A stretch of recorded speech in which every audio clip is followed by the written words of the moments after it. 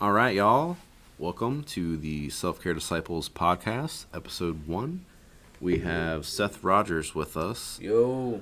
He is hanging out with us here at Self-Care Tattoo for the next couple days. He's slanging tattoos, and he's going to be painting some stuff with us over at our shop. We just opened a little wood shop next door because we're getting prepared for painting season.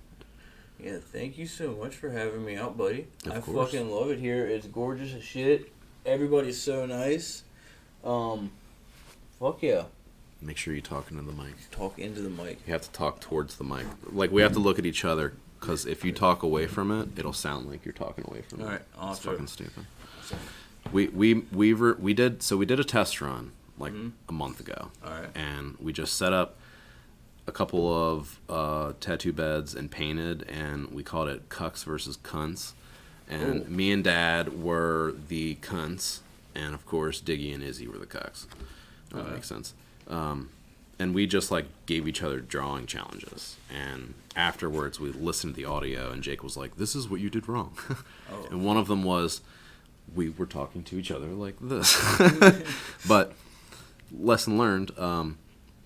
So Seth has been tattooing since 2018. I think that sounds about right. Okay. I remember when I first started tattooing, our good friend Josh Stevens had given me a power supply and like my first machine setup and everything. First fucking setup ready to go on my birthday of, I'm gonna say 2018. That sounds right to me. Okay. The oldest tat I could find in my Google Photos, which was another phone ago, which is definitely not the oldest tattoo I've done, said October 2019. So as far back as then. I know of tattoos that you did in high school. Yeah, dude, I'm still rocking a few of those bad boys. Check out this weird rose. Oh, dude. An American Beauty rose. See, look closer in the petal.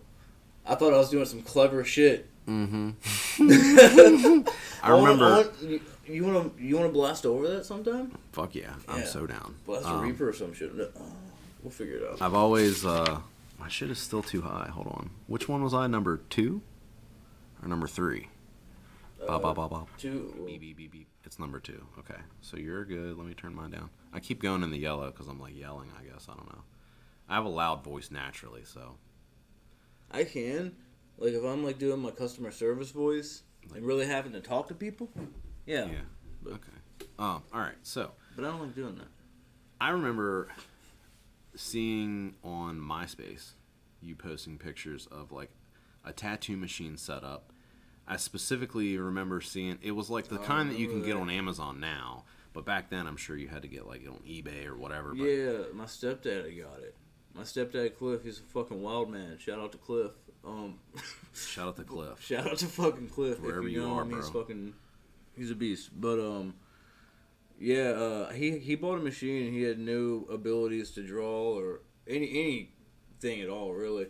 So I just kind of like took it from him, and then me and like Josh and a couple other buddies just started tattooing the shit out of each other. But yeah, it came to a point where like right around here, like actually you can see these dots on my stomach. Oh yeah. I remember being Is that where you were testing it Morgantown. out? So I was like tattoo. I did like these, and I did like there was a handful of tats I had like kind of done. There's a few people out there. I saw one recently, like a really early one. It's a weird ass tattoo. What's his name? Mike Fairless. I have no idea who high that school is. with blonde kid. Dude, I'll be honest with you. cut it out, I moved so much that Yeah. faces, maybe. Names, good luck. Gotcha. But yeah, it's this fucking ridiculous, weird flamingo-headed naked dude like this. Oh my god. That It was sounds some weird incredible. drawing he had. And fucking, another one of our buddies, Brian Height. I don't know, we'll probably have to cut out names and shit if we use it. It doesn't matter. Anyways. No one's going to listen to this. Yeah, We always try to think ahead, but yeah, probably no one is going to listen to this. Yeah. But we'll see. But Just yeah, make Jake a edit it. buddy of ours, he let me. I had painted. I used to do these like very Alex Pardee was my big inspiration when I was like in high school and everything. When I started seeing his shit like I hated like In Flames in those bands. I thought In Flames sucked, and I never got into the Used. But he always did album art for all those bands, and it was super sick. And I remember going through Who was it?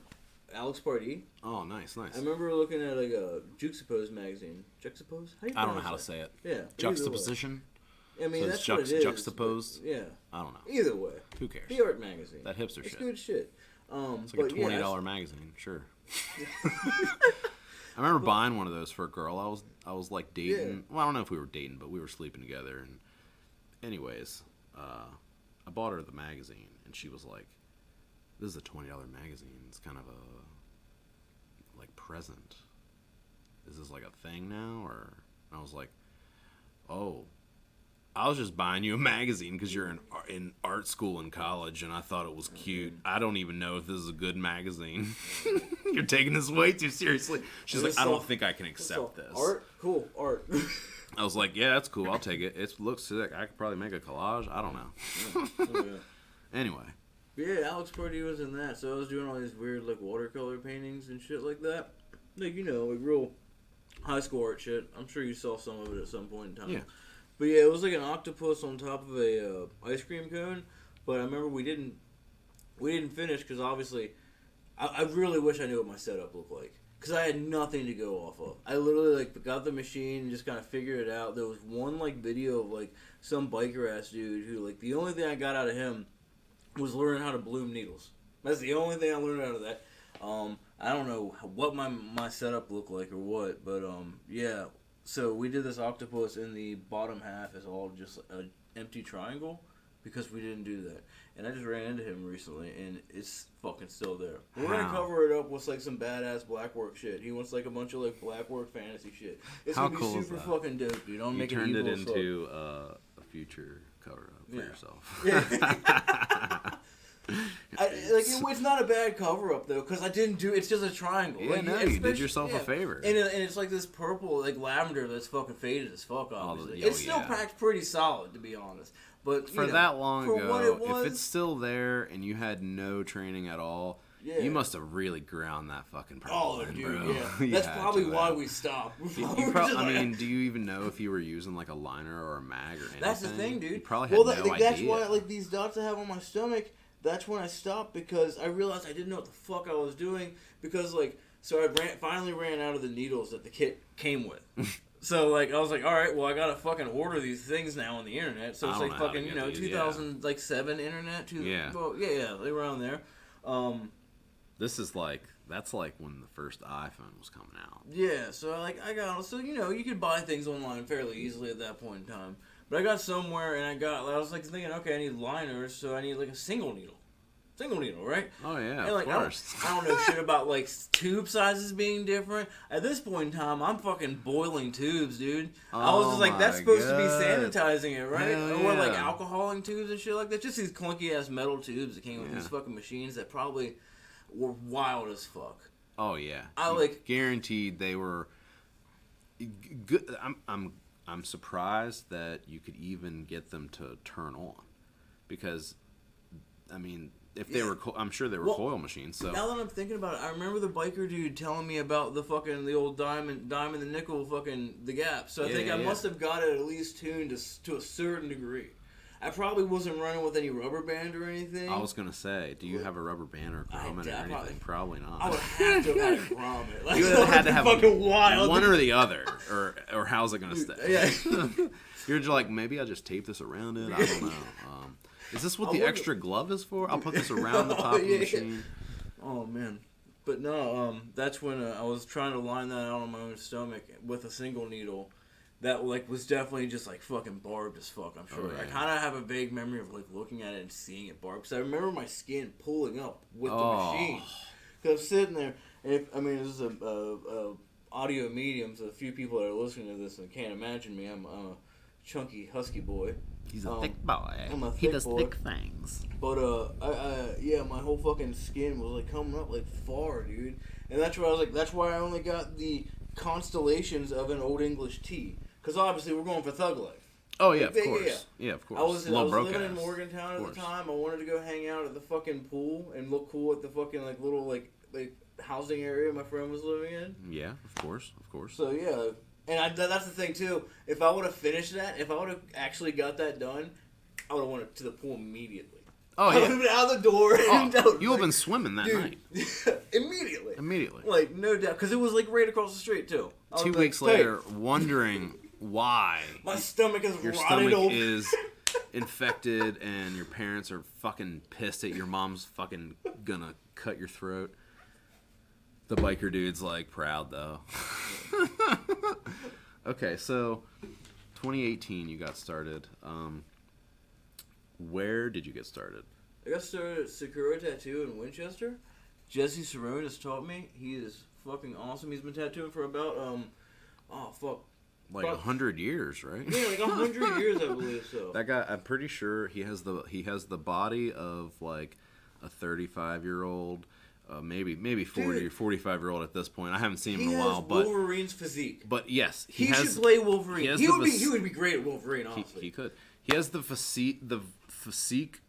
Why can't I say that word? Physique. That word of a Greek god. Yet this man has been around No, he's super Greek too. for That's hundreds why, of like, years. Yes. Yes. He has a beautiful nose. I love a well sculpted nose. In years of him scolding me as my mentor, I was just spent staring into his face, and I was like, he has a gorgeous nose. So you Jesse, if you were listening to this, I just want you to know you have an amazing nose. I want you to take away from this, Jesse, that every time you scolded him, he wasn't thinking about what you were talking about. He was staring into your nose, thinking, "What a beautiful fucking nose! I can't wait till he yells at me again so I can look at it again." No way. Okay, so enough of that. So Jesse is a legend in the area of Winchester. He tattooed with a bunch of legends from back in the day. His whole back's Philip Lou. He's tight with him. He's traveled a lot. He's like the man to learn from. So that was really cool to be able to get in there. But yeah, and also being able to tattoo with fucking my best friend Josh Stevens. I mean, who's very influential for me. If it wasn't for him, I wouldn't have got into the game at all. I mean, Honestly, 100%. same. I mean, 90% of my work is all him. I mean, he's been tattooing me since he started, really. I mean, not right when he started. I guess probably like a few months after he started. That's right. That's when I started really getting. This was. If it was this within was a his year, first bro. one with me. Do you see that? That's still That solid big as ass lady fuck. head. Yeah. Wow. That's a I nice think tattoo. he said he lined it with a 3 though. If I recall, I remember him telling me. Yeah, that he recently. probably used fucking Kurosumi Yeah. gray wash Or to line something it, like like that. dark wash, and that's why it looks like a 14 round now. But no, this shit's still rad. But yeah, I got to get into tattoo with my buddy, him all the time, and then also Aaron Robinson, fucking incredible. Killer tattooer. Dude, so fucking clean and meticulous. Very. And also a lizard person.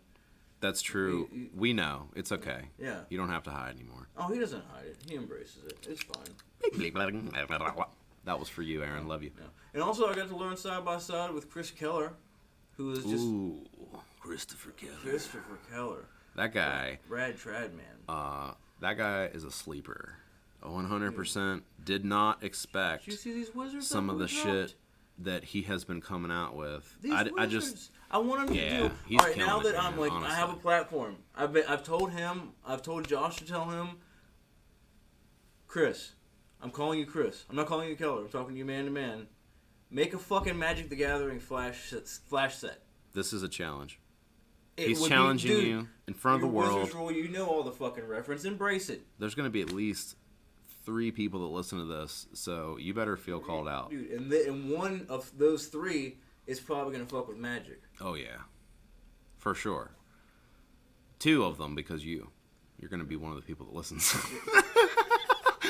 Hopefully, yeah. Most of the time that doesn't happen I don't really though. fuck with Magic. I like the idea with Magic and like Warhammer and all those games, but I don't have the fucking time or energy or money or. I feel that. I mean, time. I guess I feel like Yeah. you just need a lot of time to really be involved in all that. So, what made you want to tattoo? Like, why tattoos? You know, it's just one of those things where just like kind of was always around it, just from like I said, Josh being fucking, you know, from watching him tattoo and just hanging out at tattoo shops. I remember early on, I'm blanking right now. Fuck, this is weird. Now I feel like I'm on a podcast. I feel like I have to think about stuff. No, it's okay. You don't have to. Yeah. We can skip the next one and come back if you want. Or, I'm blanking. Simultaneous. What's your favorite style of tattoo? My favorite style of tattooing? I don't know. I know, you do place, a lot That's of stuff. part of my problem, dude. I'm all over the fucking place. I want to just fucking be able to pick one thing and stay in my lane. And I feel like... But I don't think you have a lane. I think that you're like the highway, and it has a bunch of lanes. It just makes it hard for me to focus. I don't want to be in all these lanes. I don't think that you're going to ever be able to just focus. What? You might be able to. Maybe you pick a style or two. But it's probably going to be like New School, which is everything involved. Dude, it's all of them. I love the idea of like just like this, super cartoony shit. I feel like I enjoy doing that a lot. I feel like that's what your style leans towards. Yeah, for sure. But like, so yeah, that. But I also like doing like fucking black work, like little stipple stuff. Like, I always say I'm not a fucking fan of realism, but like, depending on the subject matter, doing it in that style can be fucking rad. I did a what is it from Berserk? The crazy fucking face ball. I don't know if you ever saw it. Yeah, yes. I've seen a tattoo of it. Bezel or some weird like shit. that. I don't know. But that shit's fun as fuck. But yeah, I mean, I guess I like all tattoos I see, and that's the thing. Like, it's not really outside of fucking watercolor. There's and, nothing wrong with tats, but I don't think there's anything wrong with enjoying multiple styles and not having a certain lane that you're in, and being able to do all those is a gift. So utilizing it until maybe you decide to choose a lane is fine. And look at people like Tim Beck. That guy can do every single style on the face of the earth. I've seen him do photorealistic portraits one day and Polynesian the next.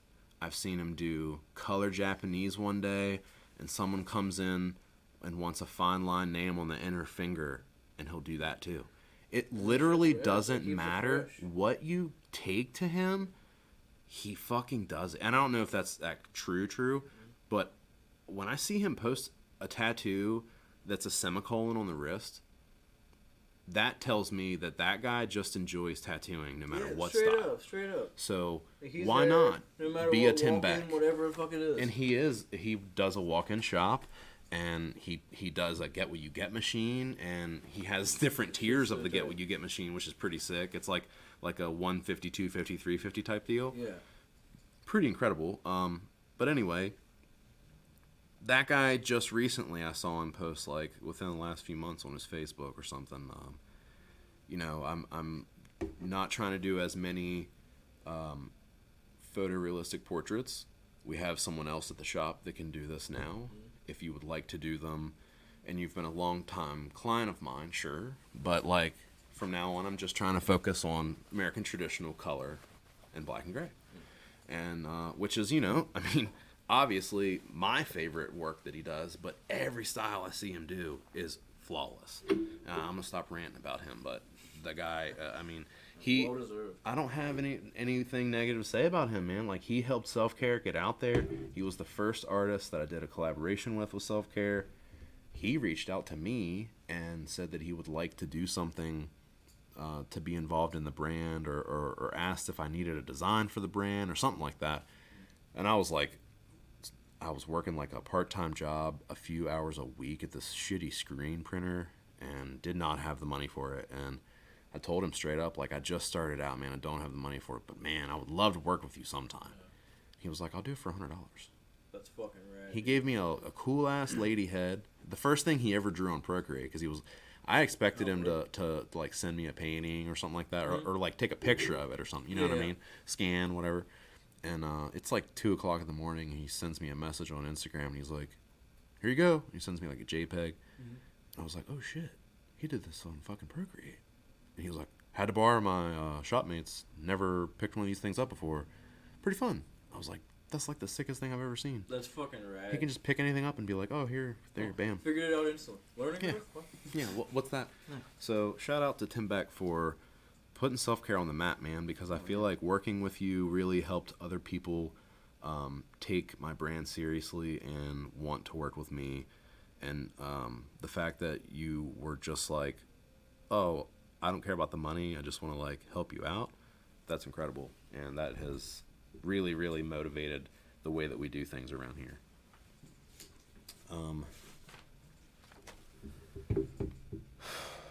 Do you remember when we met? When we met? Because I don't. I know that it was 4th grade. I know that it was Mill Creek. It wouldn't have been that. How couldn't it have been? What? See, it would have been... Because that's where I met Josh, and I thought that I met you when I met Josh. No. When did we meet then? Because in middle it would have been then. Because I went to Berkeley Heights until... So it had been middle school. Middle school. So 6th grade. Mm-hmm. Still pretty fucking far back. Oh, very far back. Yeah. So Musselman Middle, it would be the new middle school then. Yeah. Okay. Yeah, I remember when I came to it, because like I said, that's me moving like districts slightly, or from one town to counties. The next. Yeah, whatever. Yeah, counties. Whenever I came there,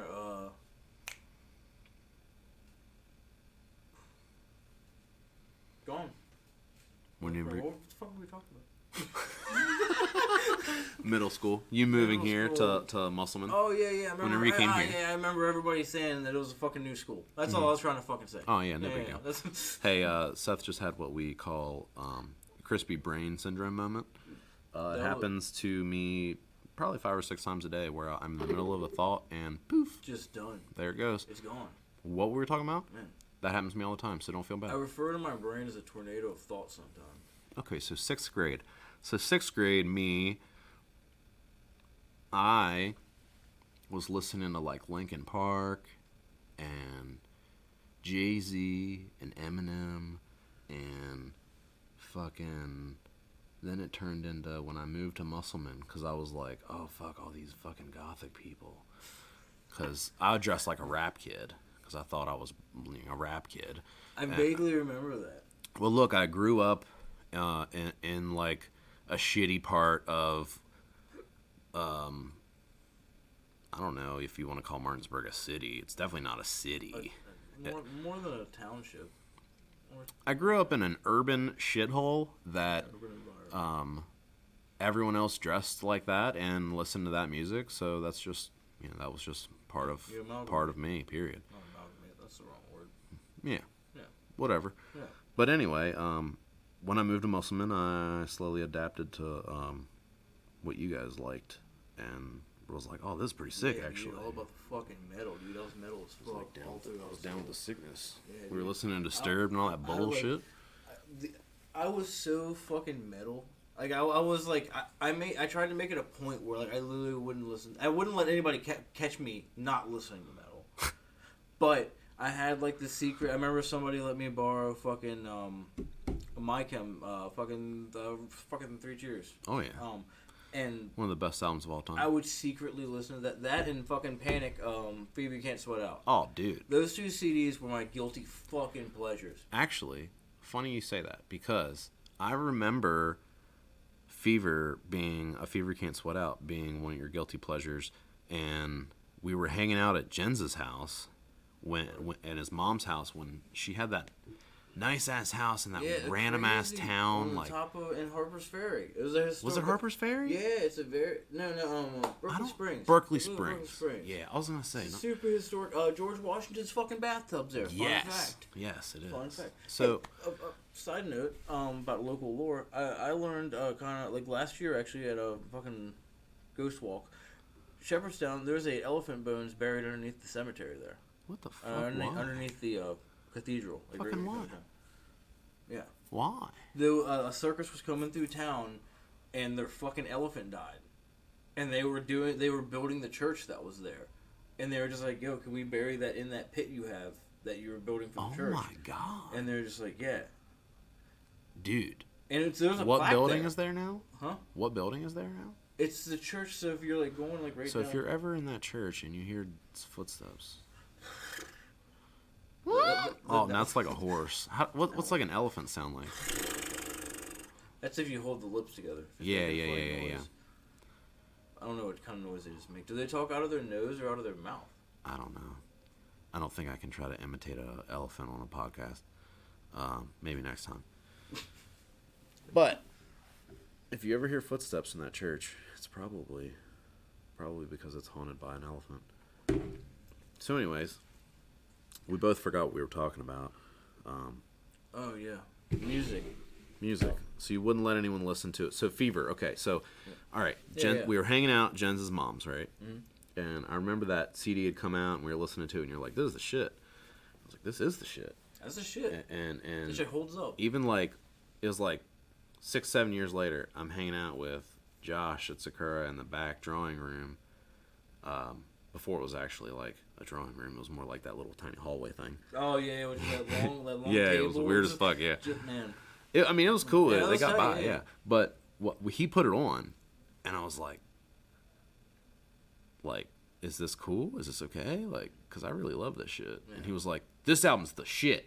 And I was like, yo, Seth loves this album too, man. Yeah. And I remember specifically being like, yeah, like, I'm not the only one, right? And now I put that album on anywhere, anytime, and people go nuts. Stone Cold fucking classic. If you're listening to this and you have secret music you listen to, don't.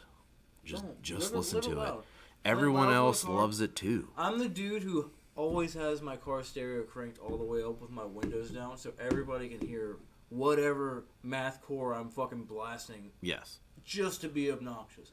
Mathcore, but that's the thing now. With age, I'm not just metal guy anymore. I feel like anymore. I mean, I'm listening to a lot of like Midwestern emo and stuff, but also I've started diving into like fucking more like Talking Heads and stuff and fucking new wavy type shit. Yeah, more classic but stuff. But yeah, no shame in what I listen to now. But yeah, all I had was that after high school and during high school. What? Shame of my music. Oh, shame. Oh, yeah. Oh my God, yeah. Oh, I remember you listening to Say Anything. You're the first person I ever heard. I fucking loved Say Anything. Now he's a train wreck and everything, but I mean, Is a Real Boy is Did he? Another fucking... Is he a train wreck? Oh yeah, dude. There's like crazy stories where he's like... Oh, did he get like Me Too'd or is there like allegations? No, did he fuck somebody up? I think there are like some... don't quote me on the allegations. Hey, whatever. No one's listening. Yeah, who gives a fuck? Yeah, he might have allegations. All those fucking pop punk guys got something in the fucking bag somewhere. They've all at least put a finger nervous. Somewhere that they shouldn't have. All those guys are clenched every day just waiting for that fucking tweet to go out. 100%. Because they were in a period of time where the internet wasn't quite... Like, we didn't quite see where the internet was going. It was popular enough for us to all be like, yeah, let's utilize this. Yeah. But we didn't think like, oh, we're going to put this out in the universe and it's going to be there for fucking ever. So all these guys... It was a novelty still. They had these platforms because all these fucking high school girls looked up to them and they were like, well, I'm 21 and I kind of just I feel like I graduated and mentally I'm 15 and you're 16 and almost of legal age, so fuck it, here's a dick pic. Pete wins. But no, actually, I don't think that was to an underage girl. I think he was just like sending that to his girlfriend or something. Yeah. Was it Ashley Simpson? Oh, I have no idea. Like I said, crispy brain syndrome. So my wife, she's a huge Fall Out Boy. Like, I know. She would know this answer 100%. Oh yeah, well, she'd be like, and his penis is 7.96 inches. She went to a show like way back in the day, right when it was all happening, and she had a shirt that she had just made with fucking Sharpie that said "I leaked the nudes," and when she had like a fucking VIP pass and everything, and went to a signing, and she said his face whenever she saw that shit was fucking ghost white. Oh, I bet. But also, she had a half of a fucking hot dog in the back of the goddamn freezer that he gave her. He was apparently eating a fucking hot dog and gave her half of it, and she fucking saved it. All right, I'm gonna need to. But smell this hot dog. That's it's gone now. We don't have it anymore. I think it got lost in a move. Oh. Yeah, when we moved from her childhood home. Damn it, Pete. If you ever cross paths with Seth's wife again, give us the other half of the hot dog. Let's get another hot dog going, dude. Yeah. They cherished it for a long time, and I kind of want to smell it after about 10 years of it being in the freezer. Yeah, it was like probably just fucking sour with freezer burn. Oh yeah. But they're a band in MySpace days. I remember MySpace. I would have like a fucking week. I would like say like Seth's Rants or some bullshit like that, and I would just because the bulletin board. You know how that shit. Remember how that shit worked? Oh yeah. You just had like you posted fucking bulletins, and you just managed your page. You put all your little fucking what we now know as GIFs. Oh yeah. You know, sparkling images of fucking like Bratz types girls and shit like that, Angel and Baddie and shit all like kinds that. of cool shit. I had like all kinds of Aqua Teen shit on mine. Oh yeah, dude. And like I would change it to like different cartoons basically because I was like enthralled with cartoons. Oh yeah. Yeah. I probably had a ton of that shit, ton of fucking skulls. Oh yeah. A lot of anime at that point in time, probably. See, I still haven't gotten an anime. See, I feel like if not you don't fully. I have it somewhat. Like I used to love Ronin Warriors, and like Dragon Ball Z. Everyone loved that. And I loved Sailor Moon and stuff growing up because I watched Toonami for Dragon Ball Z. Yeah, so I watched all the stuff that surrounded that too. Well, see, Ronin Warriors was my shit, dude. all that shit's They're the badass. type shit, dude. Yeah. I love all that shit. Like that's like that's when the animation. Because here's the thing for me, like. Here's my tip. It's when it too comes digital to that. now. It has no soul. It doesn't look drawn at all. There still might be amazing stories being written, but like they're looking at it is fucking so boring to fucking look at. But when you watch those older shows, there's I just saw a Sailor. I'm a big VHS collector, and I recently got a fucking Sailor Moon movie, and I never actually watched Sailor Moon before. And I was like, it's tight. Fucking awesome. The whole time, it's fucking gorgeous shit's fucking happening, and like, just every little animation is so. And all that nice. stuff turns into sick tattoos. Oh, all of it. Well, that's what I was getting all at. Of it. My tip for getting into anime is don't get into anime, get into manga. I fuck with manga so much harder because like I mean, it's just you can pick it up fucking wherever and just blast through some shit. The time it takes you to get through what would be like a season of anime, which would amount to I don't know what fucking 26 to 28 half-an-hour episodes, you can get done reading in fucking 45 minutes of fucking flipping through a book, and then plus if you want the fucking tat's right there. Simultaneous. Yeah. Right there. So. But yeah, there's tons of violent shit too. So we met in middle school. Yup. And I don't remember how. I think we were always just acquaintances.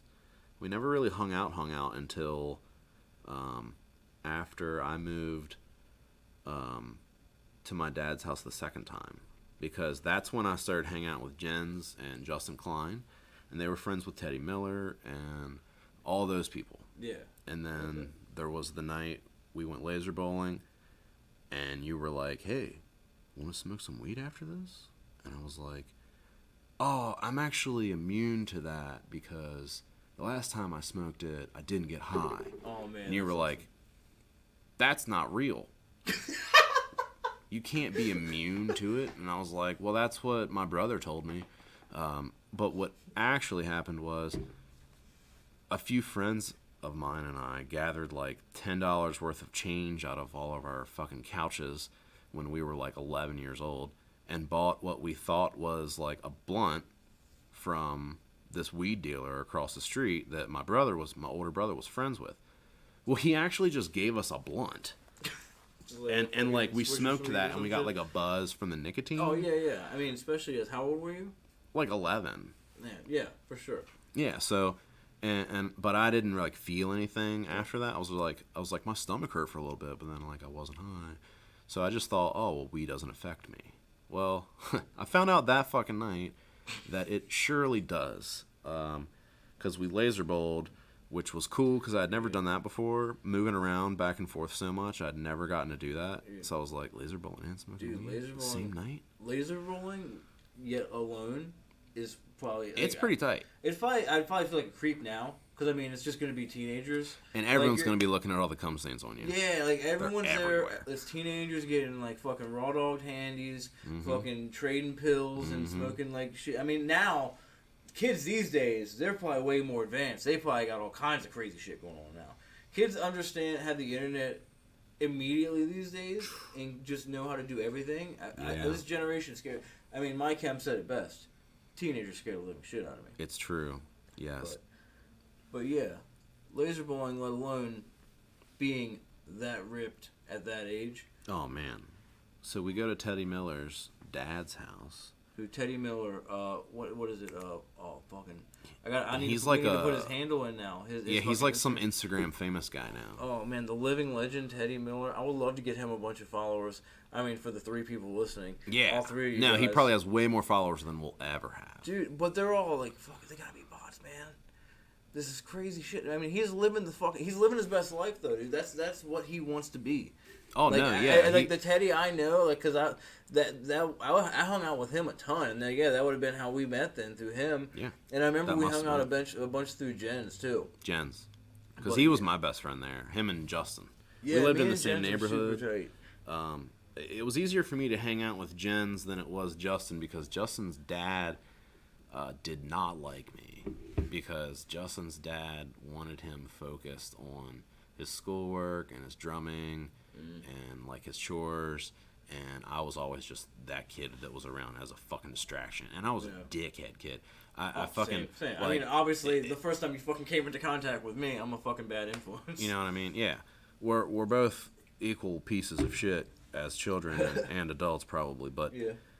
I would come around and just like eat all their food and shit because we were poor as fuck. So we had food, but like my dad was the one who was like counting the popsicles in the freezer. Like, you know, those little, you get like the box of the popsicles you throw in the freezer. Yeah. He'd come home and be like, when I left, there was 7. God damn.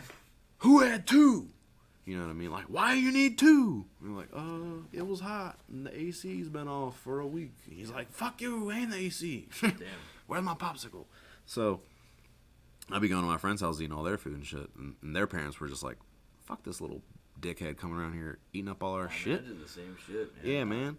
So, yeah, Jen's mom was the best and still is. Yeah. I still like talk to her on Facebook every once in a while. Kathleen, she's super cool, and his little brother Sam, also really cool, and just them and their like family dynamic. I feel like made me crave that as a kid. I know, dude. Oh man, I single mom I was like, and, like, fuck.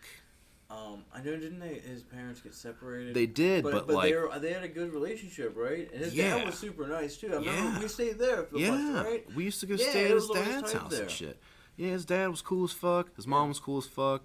And they let him have friends over and do their thing. Yeah, and it was everybody like cared about each other. it was like It's the opposite of what I had at home. Same. Like, So I always like called her like my fake mom, and like I still call her mom to this day. are you still in contact with it? Yeah, on Facebook. Oh fuck yeah, Yeah. man! You gotta tell him. I feel like I've talked to him like very vaguely in social media passing in the over the past like since high school. Which, fuck, what are we coming up on now? 2008 to we're on like It's fucking 12, 13 years, some bullshit like that. No, yeah, 15? it's been like Are we coming up on hitting 15? oh my god, yeah, that's Hey, fucked up. Speaking of which, did you hang I out never with even Colton Miller, graduated right? though. Did you hang out with Colton Miller? Yeah, Okay, well, me and Colton Miller were really close too, so we probably knew each other through him. yeah. Who I got back. No, together but I with saw him at recently. your house the last I time. did his first tat. No, Yeah. his second tat. Tim Kozak did a wedding band Dude, on him, but I did that his thing first, is insane. I don't understand how Tim did that. It's crazy. Dude, it's fucking insane. There's a whole fucking I know. black work. That guy singer. is a fucking Tim another rules. level. He's incredible. Being able to work beside him is fucking awesome. Dude, Watching him work. Yeah, Watching everybody at the Harvest work. honestly. Fucking Kristen and fucking Yasmin, fucking Chief. Everyone All there. of them, man. Love them all. Oh, little cheese. Senior cheese. Love you, buddy. So, what the fuck were we talking about?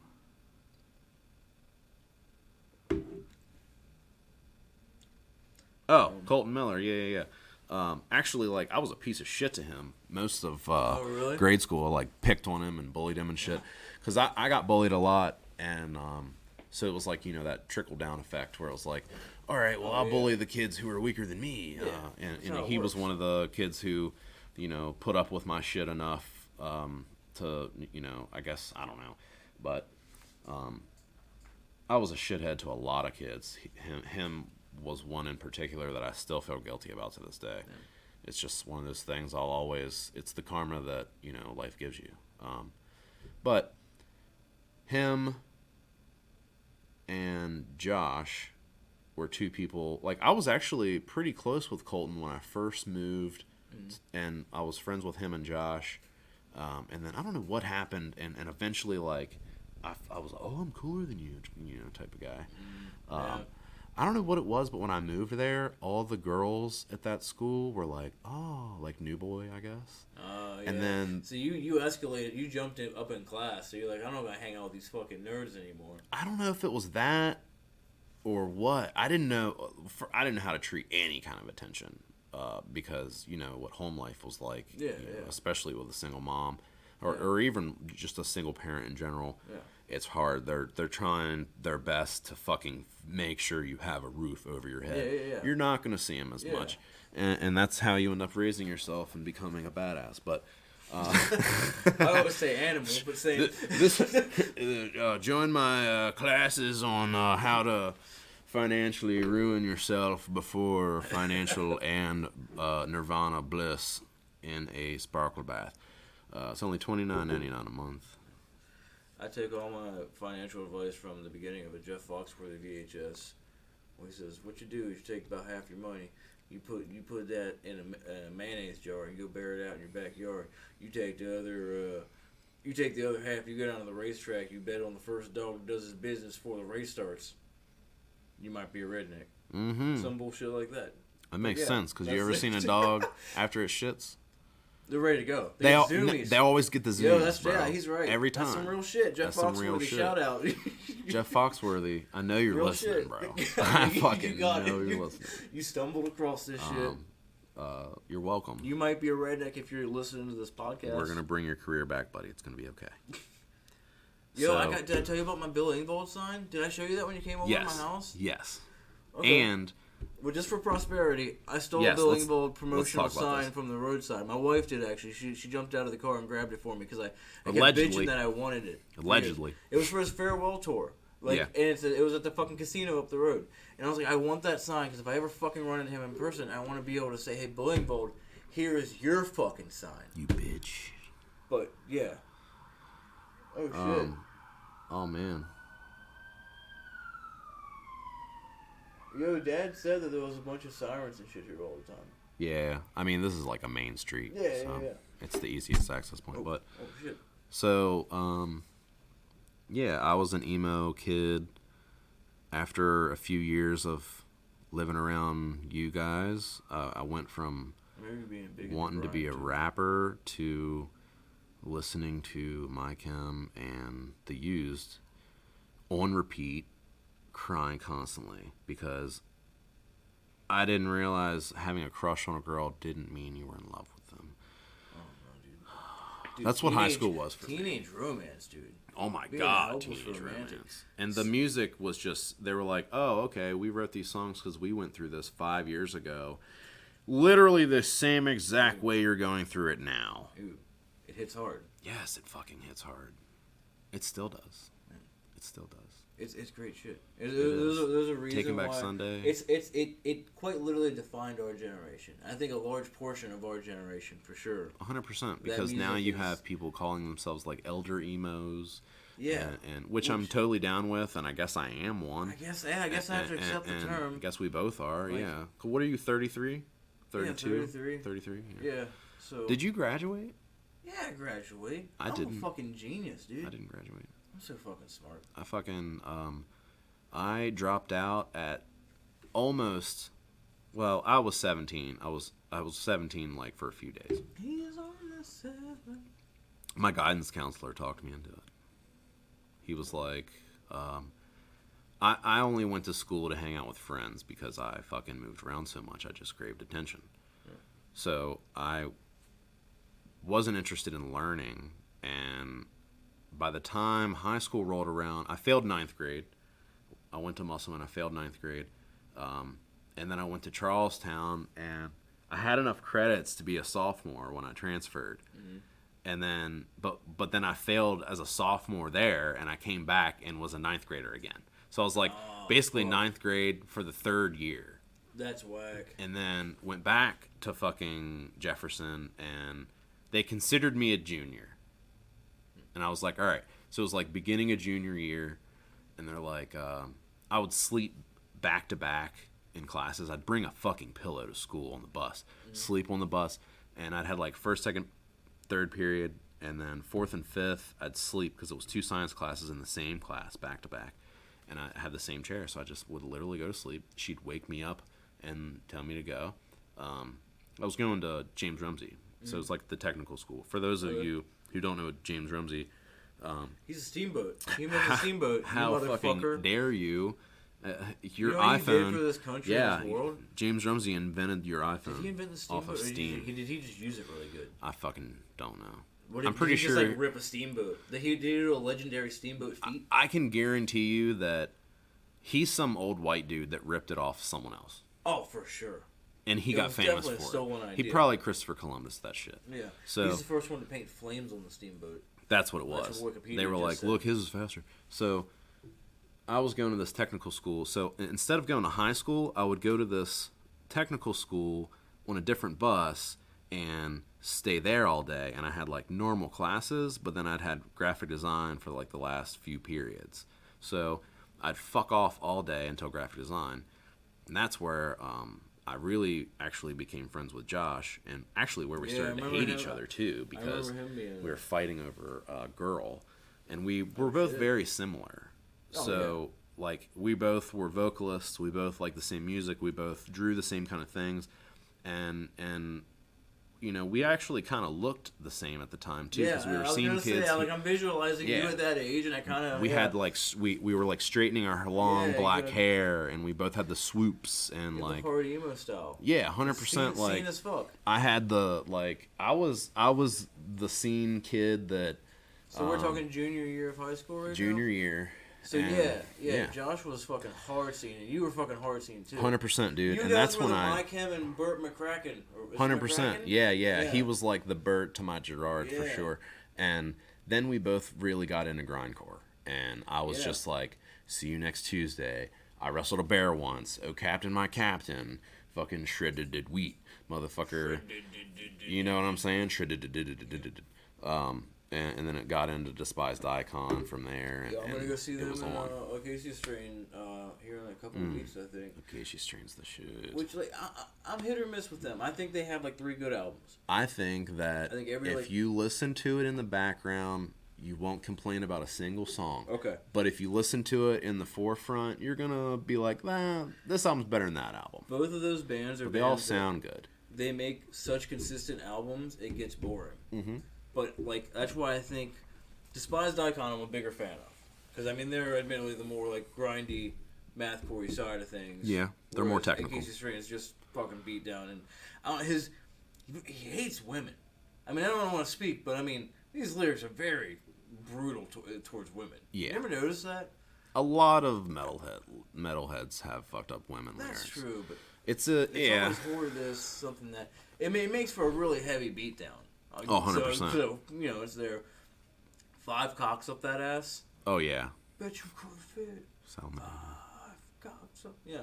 We'll play that part right here. No, I'm excited to fucking mosh the whole time. I hope I don't get fucked up during this one. When I saw See You Next Tuesday a couple months back, I fucking moshed so hard. My wife was like, she had never been to like a heavy show with me at all, and I haven't moshed in forever. And I was just me like... Me too, until the other night. Hmm? I did finally the other night. Oh, who'd you see? Angel Maker. Oh shit! I've listened to a couple of their songs on like fucking Spotify playlist. A couple other Carcophia or Carcophia. It's like some deathcore, like technical deathcore shit. Like some straight up fucking brutal shit. I'll play it for you after that. It's really nice. Like Lorna Shore-ish type shit. Oh yeah, pretty good. I've been really big into Black Tongue. Have you listened to them at all? Mm-mm. Man, they're super dope. Really, very heavy. They were very beat down heavy initially, but now they're kind of like they get a really heavy like mixture of you mash like slow beat downs with black metal. Fuck yeah. Kind of the vibe they have. Super sick. But yeah. So felt good to mosh, right? Felt dude, good to get fucking throwing them bows. Oh my god, yeah. Was it an active pit or was it like you kind of the sole one? All right, bro. So. Actually, there's 2 stories I can tell you about this. So one was a couple months ago. I went to see The Descendants, and what's that fucking punk band that's been around for like 3,000 years? Bad Brains, not them. Not Bad Brains. I'm blanking on punk bands right now. They play with the Descendants all the fucking time. The Dead Kennedys? I don't know. It doesn't matter. They're like 100-year-old Boys. crust punk guys, right? Yeah. And they were incredible. And I was with my friend Missy, and the Descendants are her favorite band. So the whole time she's just trying to like wiggle up us closer to the front, and it's packed. It's this little venue in Pittsburgh called the Roxy Theater, and I want to say it's the Circle Jerks that we saw. Okay. Yeah, It was Circle That makes Jerks. sense, yeah. Yep, and they're incredible fucking live. Oh yeah. I mean, they've been playing the same things for fucking 100 years. So. Fuck yeah. But anyway, so Descendants start, and I was just overcome with I've been trying to do this thing like don't let the old man creep in. I was like, all right, sometimes I have to do these what I call main character moments where I'm like, all right, I got to take control right now. Like I'm picking up the controller. You know what I mean? Yeah. So I was like, all right, I'm gonna go fucking mosh. So I just went and I fucking was just up there, and I went to the front, and I just tried to maintain my spot, which is really fucking hard to do at a punk show when you're literally my face is where the vocalist's foot is. When you like make I'm it right past there. the perimeter of the pit, you can get into the pit and you can move around easily. But once you get past that front edge, good luck keeping your spot. Those motherfuckers are up against there. So then I just went in it, and I'm picking people up, and there's like a couple of smaller people that were like sticking by me because they're like big guys, safe, like instincts kick in, and they're like, oh, we're a pack now. So I moshed, and I felt great, and I got overheated and had a little bit of a panic attack, but I chilled out, and that just happens when I get overheated. Sure. But long story short, I did that, and then at this Angel Maker show, at the beginning of one of the band's sets, or at the end of one of the band's sets, they're like, let's make a wall of death. Fuck yeah. I was like, oh shit, I've fucking never been a part of one of these. This is gonna be sick, right? So like he fucking spreads the crowd up, and everyone on both sides backs up, and everyone gets lined up, and there was this muscle building motherfucker that was moshing in the pit the whole time that I was standing way far away from. Like this is a completely separate show from the last one, so I'm like not trying to get it in at all. Yeah.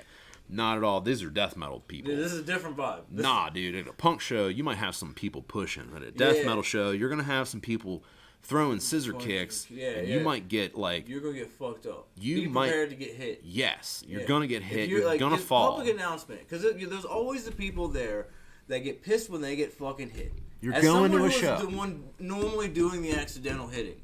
First of all, I apologize. My bad. But also...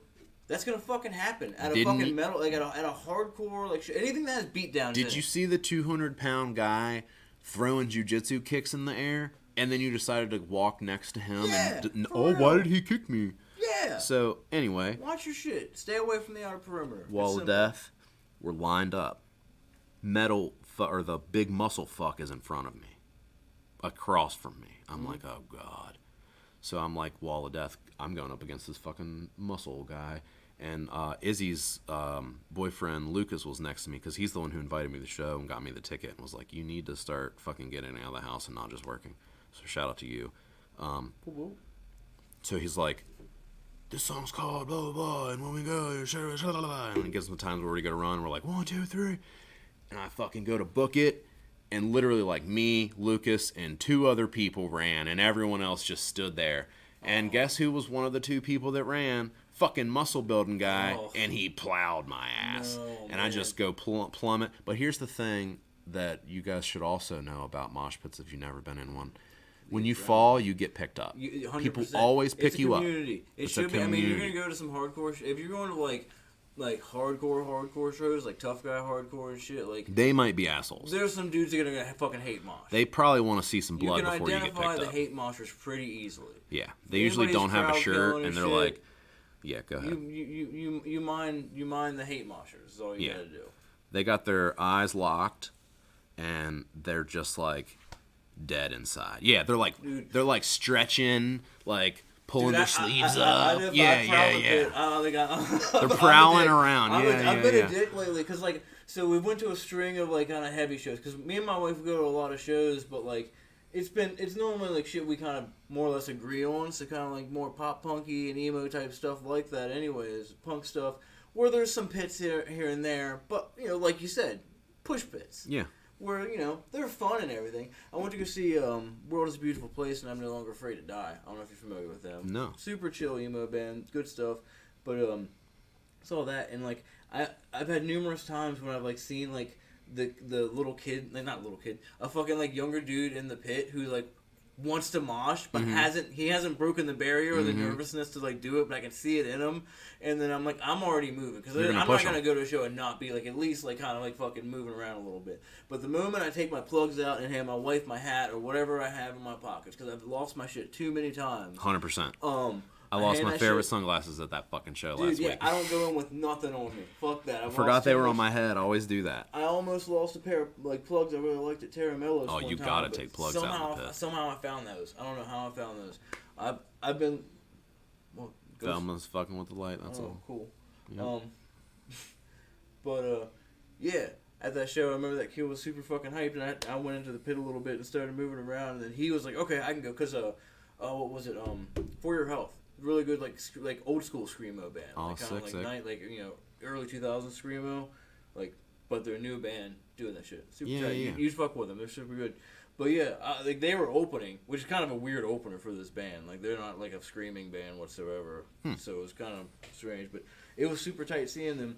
But I was like, oh, I'm gonna fucking mosh, even though no one else was like especially not moshing, like. So I started, and that kid wanted to start coming in, so like. I guided him properly. You know, you kind of show without using words, you demonstrate how to two-step. Yeah. You show him some moves, and then I start seeing him kind of spread his little wings. And, But I remember that kid was so overly fucking excited. Ginger dude, long hair, and go to super hipster dude. Like I said, the World is a Beautiful Place, very hipster band. The rest of the crowd was very hipster. But he was so fucking hyped. By the end of the night, I was chucking that dude and like four of his friends. They were like light, like fucking probably like 21-year-old dudes. I was chucking them, cause like they were just like circle pitting into me with I feel like a proud dad by the end. They were all like coming to you. Yeah, they would bounce off and then come back, and I just fucking awesome. pick them up and fucking toss them. Oh my god. Sometimes I'd pick one up and run with it. That's a fun maneuver. I love. Did you ever meet Dunker? Oh man, Dunker was a wild man. But we went to an I Wrestled a Bear One show and figured out the ultimate formation where you just pick up your lighter friend and they just kick and punch as much as they can. You just run through the crowd with them. Oh no, I've done that. Yeah, that shit's rad as fuck. Yeah, my buddy Logan, we used to do that. We did it to another level, and he would pretty much be on our back, and I would go down. Like this. Oh, that's fucking dope. Yeah, and he would just be like kicking, punching. Just kicking shit. That's fucking awesome. Yeah, it was awesome. So, where were we? Tad stuff. Yeah, well, we haven't really talked much about Tad stuff, and that's fine.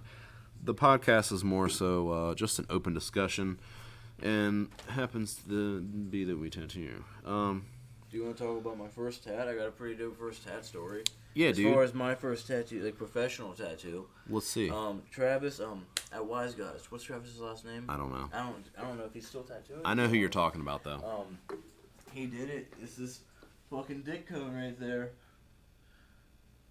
Ah, the dick cone. It's so fucking nice, right? You see the you can still read the lettering pretty good, right? Oh, dude, yeah, for sure. Actually, it's got that nice embossed look on the sugar cone. Actually, remember the first time I saw that, I thought it was a temporary tattoo, and someone was like, "Nah, dude, that's fucking real." Yeah, it's like, there's no way that he got that. I mean, you see what that looks like now. I mean, that was like fucking. It's incredible. It looked like a sticker. Dude, it was super fucking nice. It's an incredible tattoo. It's like, I love this fucking tattoo, and it's so fucking ridiculous. There's literally sprinkles coming off the fucking jizz. With the mint green jizz. It's fucking genius. It was one of those things where we were like, a bunch of us were hanging out at the shop, and Travis the whole day was just like, "Come on, let me tattoo a dick on you guys." Nobody fucking do it. And then eventually I was just like, "I don't have an actual fucking tattoo. Let me give it a shot." And he's like, "What kind of dick you want?" And I was like, I sketched up some different dicks. I was like, a fucking a Dr. Seuss dick, I remember. I think I had like a scorpion that had a dick tail, like a bunch of dick stuff. I was real Mr. big Peanut, into drawing but dicks it's a at that dick. point in time. I was like, Seth from Superbad and me had a lot in common. Yeah. I remember after we did this tattoo, he was like, "Yo, let's do a whole leg of dick stuff," and I was of course like, "Yeah, fuck it, whatever, let's do dick stuff." Yeah. And then we were like, "We'll do a portrait of fucking Seth from Superbad that says like 1 out of every kid's do it." But That's I'm hilarious. glad that never fucking happened. I'm not. I'm kind of disappointed Not that you I'm don't have a opposed whole. to any more dick tats. I'm just disappointed you don't have a dick sleeve, but whatever. So your first tat, how old were you? Oh, my first tat. I mean, I guess whenever I did this, I mean, if that counts That as counts. first tat, For sure. that would have been what, probably 17, I think. 17. Yeah. That So your sounds first about right tattoo for that. you did in your house, in your room. That, and then the first one. You did a bunch of them on yourself, though, right? Oh yeah, I guess I did all my knees. I feel like my knees, I remember you dude, posting my thighs are a wasteland. all the time. I remember one night you posted several different times. Like, So, I did this one, I did this one. Got this fucking grenade that, like, I mean, it's a grenade. It sure is. Checks the box of grenade. Yeah, that's a grenade. And I started trying to shade some red because I was gonna get fucking fancy with it, but I was like, "Fuck this shit! It's hard. I don't know. This shit hurts." I mean, I hate tattooing myself. I'm a bitch about it. Oh yeah, no, but I've only I ever had- done it a few times, and it sucks every time. I had nice knees. That was an insult to, because I used to make fun of Mike for wearing short shorts, but now, I mean, look at my fucking shorts, dude. My shorts are always up. Yeah, bro. But yeah, Short so, shorts are comfortable. But then Jesse blasted this fucking dragon over top of the nice part. I which can't is see that fitting at now. all. Yeah, there was That's that, and awesome. there was also a weird blue cyclops I did. It was like I can't see that either. I just sketched it in my sketchbook. It was like this fucking cyclops holding like an energy ball. It was weird as fuck. What a crazy But fucking cover up. It was right there, like. I can and kind of see these- like a piece of it in you know, the these eye big- here. well, hey, look, these But he cherry covered most of blossoms- that up with white, dude. That's incredible. My first tattooing with Jesse were these cherry blossoms. Nice. So you can definitely tell the ones that I fucking did. Mhm. Look at these long ass fucking eyelash fucking. Oh yeah. What are those? What are those called? I don't know. What's that called? Pistols? Pistols? And I don't know. Okay, we'll call them pistols. The hairs. Flower jaunts. But yeah, we did those back and forth. That double outline around the fucking horns. Yeah. So sick. Fucking I love that a lot of All I feel like wrestling. not a lot of people do that anymore, except for people in that generation. Yeah. Like Doing like style, Billy so White. real illustrative stuff. He does that fucking double outline. He's like known for that in his roses, Oh, and he yeah. does it in a lot of his other tattoos too, and a lot of his other designs. He does Yeah. that double fucking outline. I love that shit. Let me see that. Oh yeah. Yeah, it just really makes that fold Yeah. of the rose It stand gives out. you that black shading without Yeah. having to fucking. Actually shaded. Yeah. It's fucking sweet. It's bold as fuck. Hell yeah. Yep. So you were 17. You got that. That's cool. But then whenever the dick cone came into play, I would have had to have been 18. Okay. Because you were actually at a shop. Yeah. Okay. I remember on my 18th birthday, I went and got my labret pierced because I fucking disturbed. Oh yeah. Yeah, I was down with the sickness, so I had to get that taken care of. Hell yeah, of course. I was legitimately gonna get one of the dangly bits too, and I just was a fucking teenager that spent all my money on weed, so couldn't afford fucking sick body jewelry. Dude, $10 is a lot when a dime bag is $10 and you already smoked it. And also having no concept of like if I was getting ripped off or if this was weed or not.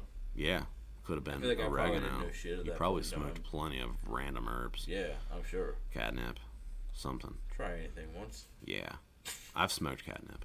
I'm pretty sure. You say cabinet? Catnip. Oh, catnip. Oh, Yeah, sure. yeah. Oh, you mean like cabinet, like just like the dust you find Like in a the fucking cabinet? Oh yeah, I'm You, like, sure. Clean out your spice cabinet and just everything that was there. I mean, I'm sure that there's probably a weed dealer out there somewhere that has like gotten a bunch of weed out of a drawer and there was just some like dust in there Yeah. and just threw it in and somebody smoked that shit. Yeah. But what's the first memory you have of a tattoo? I remember, I think about this kind of regular. I remember having my mom's one boyfriend at one point in time. He's dick face. Don't shout out to him. Fuck that Negative guy. shout out to him. Fuck that guy. Joe, he's a piece of shit. Fuck you, Joe. But he had I remember he had an armband. I can't remember if it was barbed wire. I want to say it was barbed wire. And he had a hot stuff, I remember the hot stuff he got while they were together. Hot And stuff's I think sick. he probably had like a couple other things. I mean, it would have been like, he was like 40 in, this was probably like 1998, 97. So I'm like, Yeah. I'm like 7, 8, 9, somewhere around Yeah. there. Well, actually at that point in time, probably like 11, 12, somewhere around that age. Okay.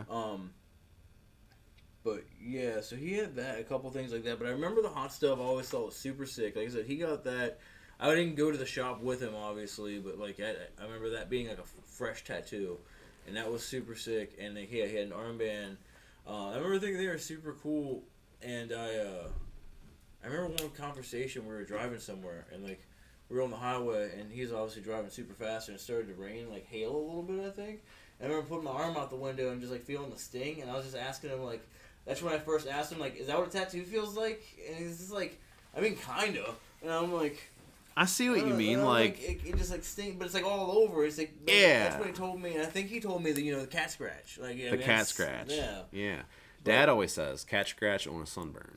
Ooh. Which I feel like is a pretty good way to describe it. Yeah, I hate getting tattooed. Oh, dude, I too. I can't stand it. Every single time I complain, I hate it. Yeah, I'm slowly. I'm surprising myself though. There's a lot of areas I've gotten in the past couple of years that I don't even like. See, I don't even like the back of my ankles or my ankles at all being like touched, and like I've kind of got all the way around. I really want to get. I still got room on this side. I got to commit to it before I fucking cover it up with something. I want to get like the dotted lines like over here. So I'm always terrified. Oh hell yeah! Yeah, like dotted lines where you fuck with the scissors on them. Yep. Because I'm always like, I think it was Pet Cemetery was the first one I saw that when like he fucking was like, fucking sliced that ankle. Mm-hmm. Since then, like I was like, I can't stand having that touch. The first time I ever saw that was in Hostel. Oh, it's a good one in Hostel. It is. Oh, when he stands it's a really up. good one. Oh man, that's fucked. If you've seen that scene, you know what we're talking about. That little tendon just getting fucking sliced. It gets you every time. So yeah, I fucking hate that. But so I don't want to get that tattoo because what if I eventually get kidnapped and the dude's just like, well, I wasn't gonna, but let's fucking do it. I don't want to set myself up for that shit. I say do it. Just fucking do it. I say do it because if you get in and he does it, then you're like, it's almost like you and the killer would have this moment where he looks at you, he looks at you and starts smirking. And you like start scratching your beard and look up at him and you guys fuck it. Should have thought this through. Fuck it. And then he cuts it off and then drops it. And he's like, and then you go, Opa! Like, you fucking dropped my foot, man. He's like, thanks for the lidocaine, by the way. He's like, yeah, it really sucks that I gotta kill you now.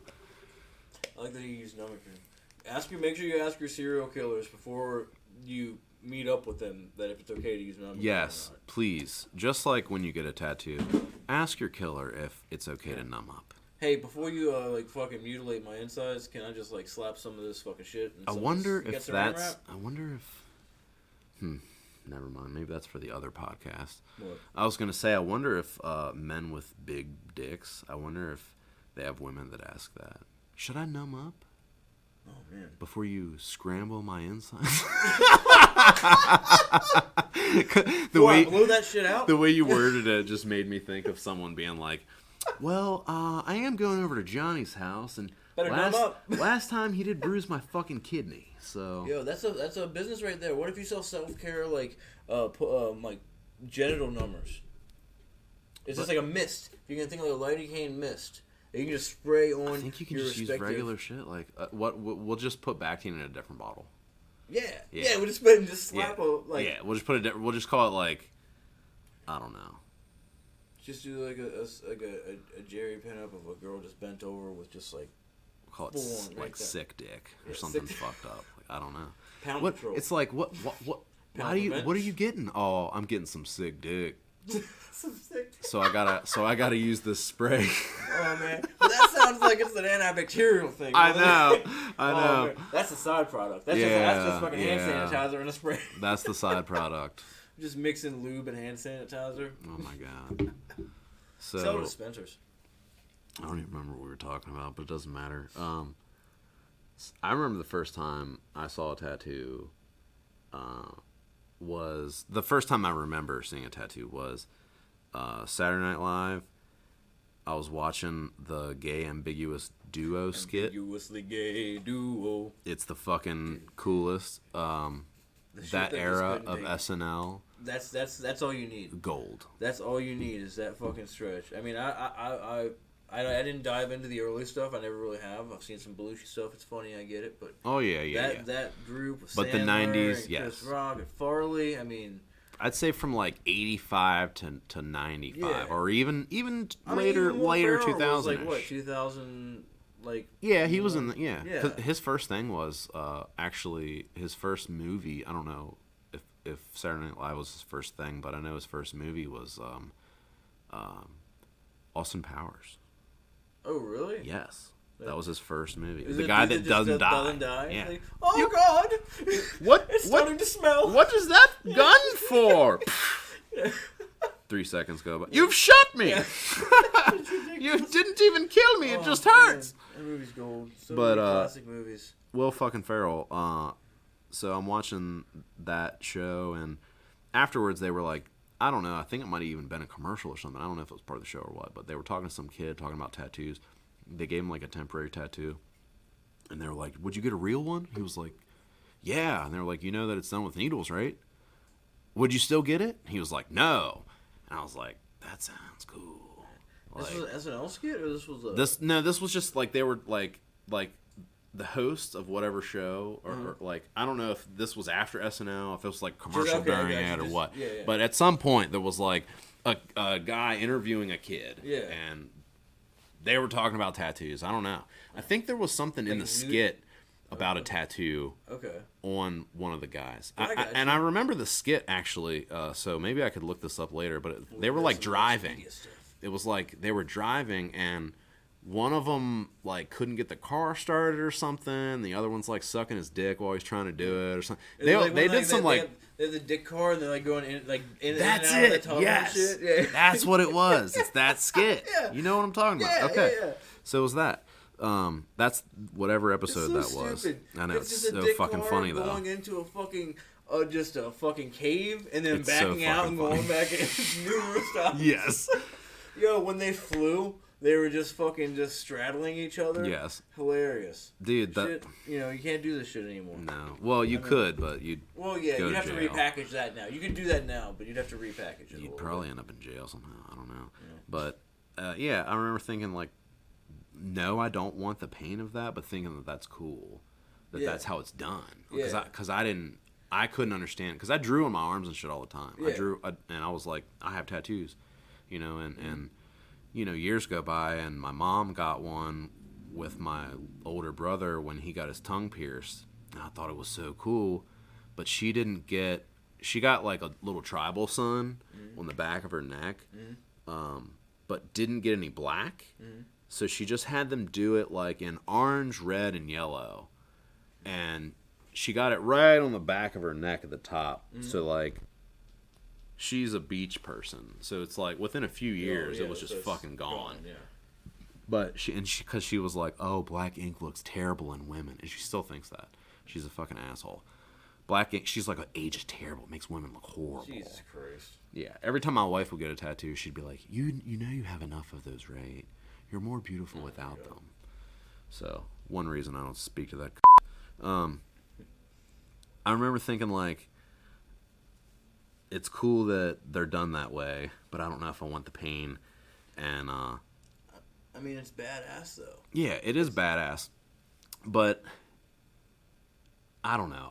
I didn't think about it much after, like, my mom's tattoo until, I guess it was high school, and a couple of my friends started getting them, and then like you posted, you were on MySpace posting the tattoos you were doing yourself, and I had some friends that had cooler parents that would like allow them to go get one once they hit 18, or even underage, like sign for them and shit. Like Josh came in and he had that straight edge tattoo. That was his first one. It was his inner arm, and he has it covered now, which Aaron did like a crazy cool job. Yeah, I mean, Aaron's done a whole fucking like a whole blast over sleeve. Oh man, he's got like silver. I think the Silver Surfer is what's blasting over it with a big Galactus. Yeah. Or maybe no, it was a Mephisto or whatever. Yeah. Either way, well, that one's on the outer, work. I think. But either way, yeah. But I was so jealous of even just a little tattoo like that. So when I dropped out and Bill, my little brother, and I were on vacation with his older brother and his dad, I was 18, and I was like, shit. they're getting tattoos. My dad gave me $100 to go on vacation for a week with Bill's family. We went to Rehoboth Beach or some shit, or Atlantic City, or I don't know, one of those fucking.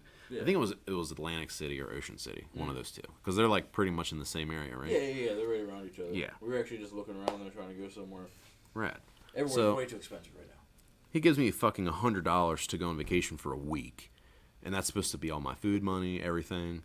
And I'm like, all right, I actually put it in my guitar, my acoustic guitar, because you know how hard it is to get shit out of it. Oh yeah, right? you lose a pick in there. So I was like, I'll only spend this money if I absolutely fucking need to, right? Fucking fight it out. They mentioned tattoos. I was getting that shit out immediately. I got it out. The minimum was $100. I got an outline of West Virginia on my rib cage. Oh, let me see. I've never seen your first hat. That's my first hat. Oh hell yeah, dude! Oh, that shit rips. Years later, I got a dot where Sutton, West Virginia is. Oh fuck yeah, that's awesome. I didn't know when I got the tattoo at all that there was a Sutton, West Virginia. I got this tattoo in Delaware at Rehoboth Beach. I remember we drove. It was at Independent Tattoo in Delaware. I remember we drove. That's why I was confused about the Rehoboth part. Gotcha. So Bill got the same one because he didn't know what he wanted, and when the guy asked, I already knew what I wanted, and Bill knew that, so he just said the same thing. And he was like, "Who wants to go first?" You were ready to go with that? Like you had that locked and loaded that you wanted the outline, or was that just kind of like you scrambled to think of something? Not at all. I wanted the West Virginia outline, and I wanted it on my ribs because I thought it would be really cool to get one there, and then I wanted to get like Maryland on this side. I had all kinds of really stupid ideas. Oh man, the plans of fucking like teenagers. Josh talked me out of the Monster logo, bro. What? Josh talked me out of the Monster logo. God, that's fucking awesome. Not one, but two. And here's why. You legit rep Monster that hard? No, I don't even like Monster. I like Red Bull. I thought the rip looked cool. Oh, okay. Yeah. So I was like, dude, how cool would it be? And I was at 100 Proof getting tattooed constantly at this point because I was like going through a breakup, going through some shit. But anyways, he talked me out of getting two different ones. I wanted one on one side, one on the other, and like two different styles and all this shit. And he was like, no. He literally was like, I've tattooed you twice today, and also those tattoos are stupid, so no. I was like, God damn it. But anyway, the minimum was $100. The dude came out and was like, who wants to go first? Bill's like, me. He's like, you know what you want? He was like, West Virginia. I was like, you bitch. You copied me. That sucks. So he didn't let me go back for his, and he got his like on his chest right here. And he came back like 10 minutes later, and he was like, it was fine. I was like, cool. He's like, literally didn't even feel it. I was like, fuck yeah. And the guy's like, yeah, he bitched the whole time. Like, you know, Bill goes to the bathroom, and he's like, yeah, he was ripping the sheet on the bed. Like, it was a 10-minute tattoo. I can say it as a white man, we're the worst. Oh, 100%. We're the worst. We have no tolerance for pain. Not at all. And we lie about everything. But pure pigs. Yeah, 100%. So I'm laying on the table, get mine. Bill comes in, and I'm like, oh, fuck. Now my best friend is going to be here while I'm doing this. Yeah. And the dude's like, you guys want to fucking hold hands? And I thought he was like serious, and I was like, sure. And I like go to hold his hand. He's like, I'm fucking kidding. And I was like, oh, okay. And he was like, put your arms down. So I'm like, I remember timing it. It took 8 minutes. And when I got done, I was shaking the whole fucking time. I'm surprised he got the outline done and then it's still there and not all blown out and fucked. I mean, that's pretty solid. This guy also claimed to be the original drummer of Burn the Priest, which is originally Lamb of God's name. And he also swears that he taught Randy Travis how to do vocals. Oh my God. I mean, thank you then. So if that's true, dude, and if anyone can fact check some random guy that worked at Independent Tattoo. That's a rad life. In like 2008. Yeah. That guy potentially. How does life take him from the country world over all the way to the metal world? Who knows? To like a low tier. I mean, they're low tier. I mean, I guess they probably have in there. I mean, they're huge now. But I mean, by Burn the Priest, they were still in high school, or not high school. They were still like kids, pretty much. Well, how the fuck is he and Randy Travis? I don't fucking know. I think he said that they went to high school together. That's natural ability, Randy Travis. Randy Travis didn't learn that from anybody. I don't know, but That was my first tat, man, and it was not on from there. I waited a few years.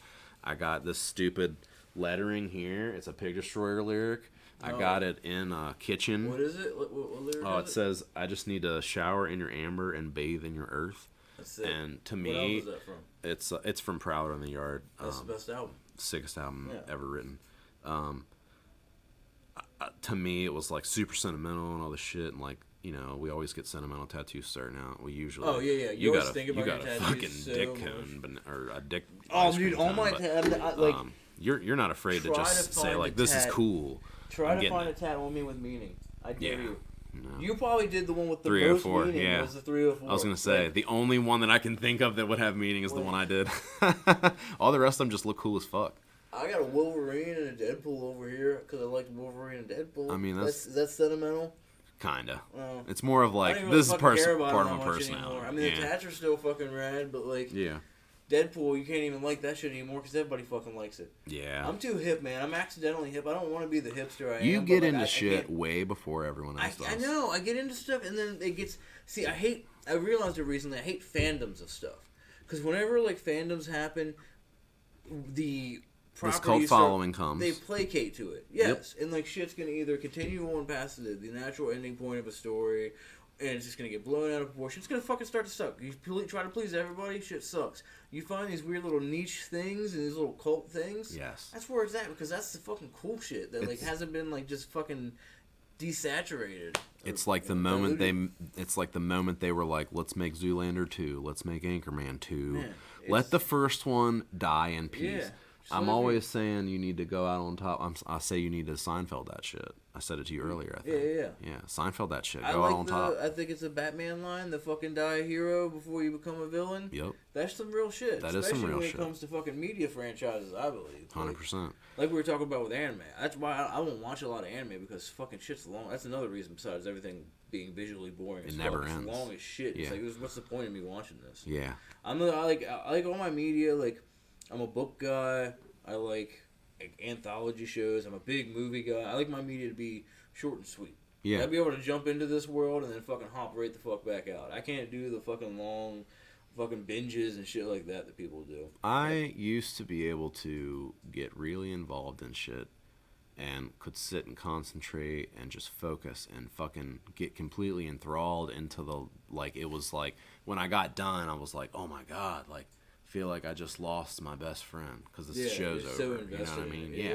And that's how I get with a lot of stuff. I get really invested in stuff that I really connect with. These days I don't have the time to, but I've been trying to kind of make the time to a little bit more, because I'm a lot of people complain about how much they consume as far as content and media and shit goes, and they like, oh, you're addicted to screens and blah blah blah. And I am, and I don't care. I literally don't care. I like to look at stuff. I grew up being fucking bored and not having a lot of friends to play with, so I watched fucking TV and played video games, and I got used to that being my friend. Yeah. So, when I get invested in these TV shows and these movies and all these fucking whatever miniseries and all this shit, documentaries now even, because somehow I decided any kind of content was fine. Documentaries rule. Yeah, no, documentaries are sick. But as a younger, I was like, oh, never. Oh no, that's stupid. No, until I watched the first serial killer documentary I ever saw, and I was like, this is sick. See, I can't do a lot of the true crime stuff. I'll watch the first episode or whatever, because that's the thing. I hate when they do a series. I want to hear about the brutal crime, and then I kind of fuck off. Like, I don't really care about the long road it was to finding them or what happened. Sometimes I will end shit right after that, too. Yeah, like, give me the brutality, and then I'm fucking dipping. I watch horror movies. Yeah. But no, I was always repping documentaries because I was a real, like, film guy. I was fucking teenage snob, like, watching fucking Itchy the Killer and shit like that, and talking about film. Using the word film a lot. Yeah. I still use the word film a lot. I'm still that guy. I don't think I've ever, I've never felt super connected to movies enough to, like, call myself a connoisseur or, like, what do you call it, filmophile or some shit like that. There's some term for movie it. Buff? Whatever. Yeah, sure. Movie buff's probably the easiest one. Yeah. for a while I collected horror movies when I was younger, but it was literally just because I like wanted, I loved anything edgy. So I was like, that drives. And that at the drives time, so much of my personality. DVDs were like becoming cheaply made finally. Yeah, they you weren't could like readily $50, get them, so you could go to Walmart and they had a literal dollar section. I would pick out all the horror movies. Yeah. And I would just watch those black and white fucking Night of the Living Dead. Oh yeah, like the packs that have like fucking like 10 just bogus ass horror movies. They'd have all of the shittiest horror movies Frogs. that like, but they also had all of the ones that everyone remade into what are now like everyone's cult classics. Yeah, yeah. And they actually did have like some of the best ones in there too, like The Last Man on Earth. I've never seen that. That's a really good movie. The Last Man on Earth. I'm not gonna say who's in it because I don't remember his name, but the one guy that's like the main character in it is in a lot of movies. I want to say he's in Nosferatu also. Oh shit. And possibly Casablanca. Is that the same time? The same time period? About right. I'm not like good on like a lot of the classic stuff. I'm not either, obviously. Yeah. I'm probably completely wrong in everything I just said, but I do know that The Last Man on Earth was a really fucking cool movie. I just remember like this guy. There was a zombie apocalypse, Okay. and this dude, like, it's black and white. He wakes up, he's doing his normal routine, and then he gathers his zombies, his dead ones, and takes them in this fucking wheelbarrow, and he has this giant burning pit that's constantly on fire. That's sick. And he's just constantly fueling it, and he throws his fucking zombies in there to kill them or burn them or whatever. Yeah. That's just like part of his shit. Huh. It's crazy. That's dope. Yeah, it's a good I've movie. never heard of that. That sounds fucking good. It's a good fucking movie. No, I'd have to watch. I've been wanting to watch more like classics, especially because like I don't know, especially like with horror. There's been a lot of good horror coming out recently, but like overall, I just think like it's kind of like what we talked about it a little bit. Like you see oversaturation of just like media in general. Yeah. Like I mean, with the internet and just how much content is constantly being streamed into our face, it's just overwhelming. And it's like kind of hard to pick out. I feel like sometimes like more quality stuff. Just overall and everything. It is. Scrolling through Instagram or, listening to music. It's like you're constantly being bombarded by new. It's like you feel like you're not progressing if you're not listening to the new stuff or you're not like watching or looking at doing the new stuff, but then you still haven't spent time with the old stuff to really appreciate what it was. It used to be you got a movie or some shit and like that's what you had. Like you got a game and it was like you got that game and you fucking better like it because you don't have enough money to get fucking something else. You don't get to press stop and go pick something else. Yes, you really just hit the nail on the head for me in a couple different ways that I want to touch on. Like one, I used to always feel like when new movies came out, I always knew what was coming out, who was in them, what they were about, and like every new movie coming out, when you went to the theater, you saw the preview for it. Yeah, and it was now, manageable. Yeah, it was completely manageable, and I remember around the time the movie Phone Booth came out. That's weird you mentioned that. My wife literally watched that fucking like 3 days ago. Weird. Yeah. Around the time that came out, a bunch of other movies that were really like action based and like big blockbuster movies came out. And I didn't get to watch any of them. And I was so focused on trying to find...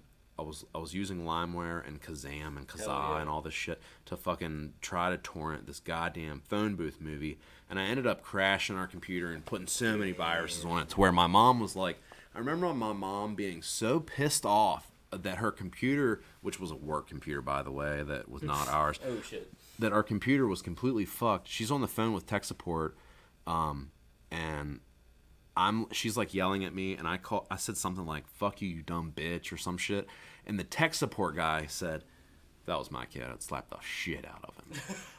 And she goes, "Oh, don't worry, I do." And I was like, she's not lying, But I used to be able to like know all, and now it's like, and I would always kind of, for some reason, like feel bad that I wasn't caught up on things and like didn't know what was going on in the world. And then that slowly turned into now I feel completely oblivious to everything that's going on now because I'm 10 years behind in content and media and movies and shows and all the things that have been made because there's so many fucking people making everything now. It's insane. Shows from like all the big ones, fucking Breaking Bad, fucking Sopranos. Like I literally just finished Sopranos like a year and a half ago. How is it? It's incredible. We were gonna start it. It's one of the best shows you'll ever watch, and everyone that loves that show will know that the ending is awesome. You'll love it. It's, as long as I know the ending is worth it. Ending's so worth that's it. What, like, everybody tried to get me to watch Game of Thrones, and like I don't fuck with like dragons and shit. Like that's just like that period is not something I fuck with. Like, and it sucks because a lot of cool stuff is made that like we mentioned earlier, fucking Magic the Gathering. Yeah. Like shit like that. Like it's cool, but like I don't fuck with that shit. Sword and sorcery, whatever the fuck you call it. That's too in depth for me. Yeah, it's. I wouldn't even say in depth. It's just like I don't know. I'm just bored of the setting. Like I don't know. I guess. Just a regular ass setting is kind of like until you get to know the characters, those are hard to get into because the setting is kind of blah. Yeah, so it is all based on character development stuff like that. Yeah. But yeah, everybody tried to get me to watch Game of Thrones and like push through like that. Me too. But then I was like, oh no, I'm not doing that. And then eventually you see what fucking happened. Like it came out and everybody fucking hates like the whole last season. Yep. From what I've heard. From what I've heard too. Yeah. And you'll hear people say the complete opposite of what I said about Sopranos also. You'll hear people say the ending was horrible, it was the worst thing ever. But I will tell you this, I'm pretty sure to this date, it was the most watched finale ever in television. And it's definitely the most controversial season finale ever. When something's normally is really divisive like that, I normally love it. Yeah. So hell yeah. It's like it's like one of those movies, when it has the ending that's the opposite of what people want. Yeah. Like when exactly, when the hero doesn't win and dies or something. Yeah. It's like that kind of ending where you're ending. Yeah, where you're like, I have a list of this shitty is real. punk bands on my phone that I want to start, and Bleak Ending is one of them. Bleak Ending. That'd be sick. Do you want to go through them real quick? Let's do that. I think that's pretty sick. We gotta.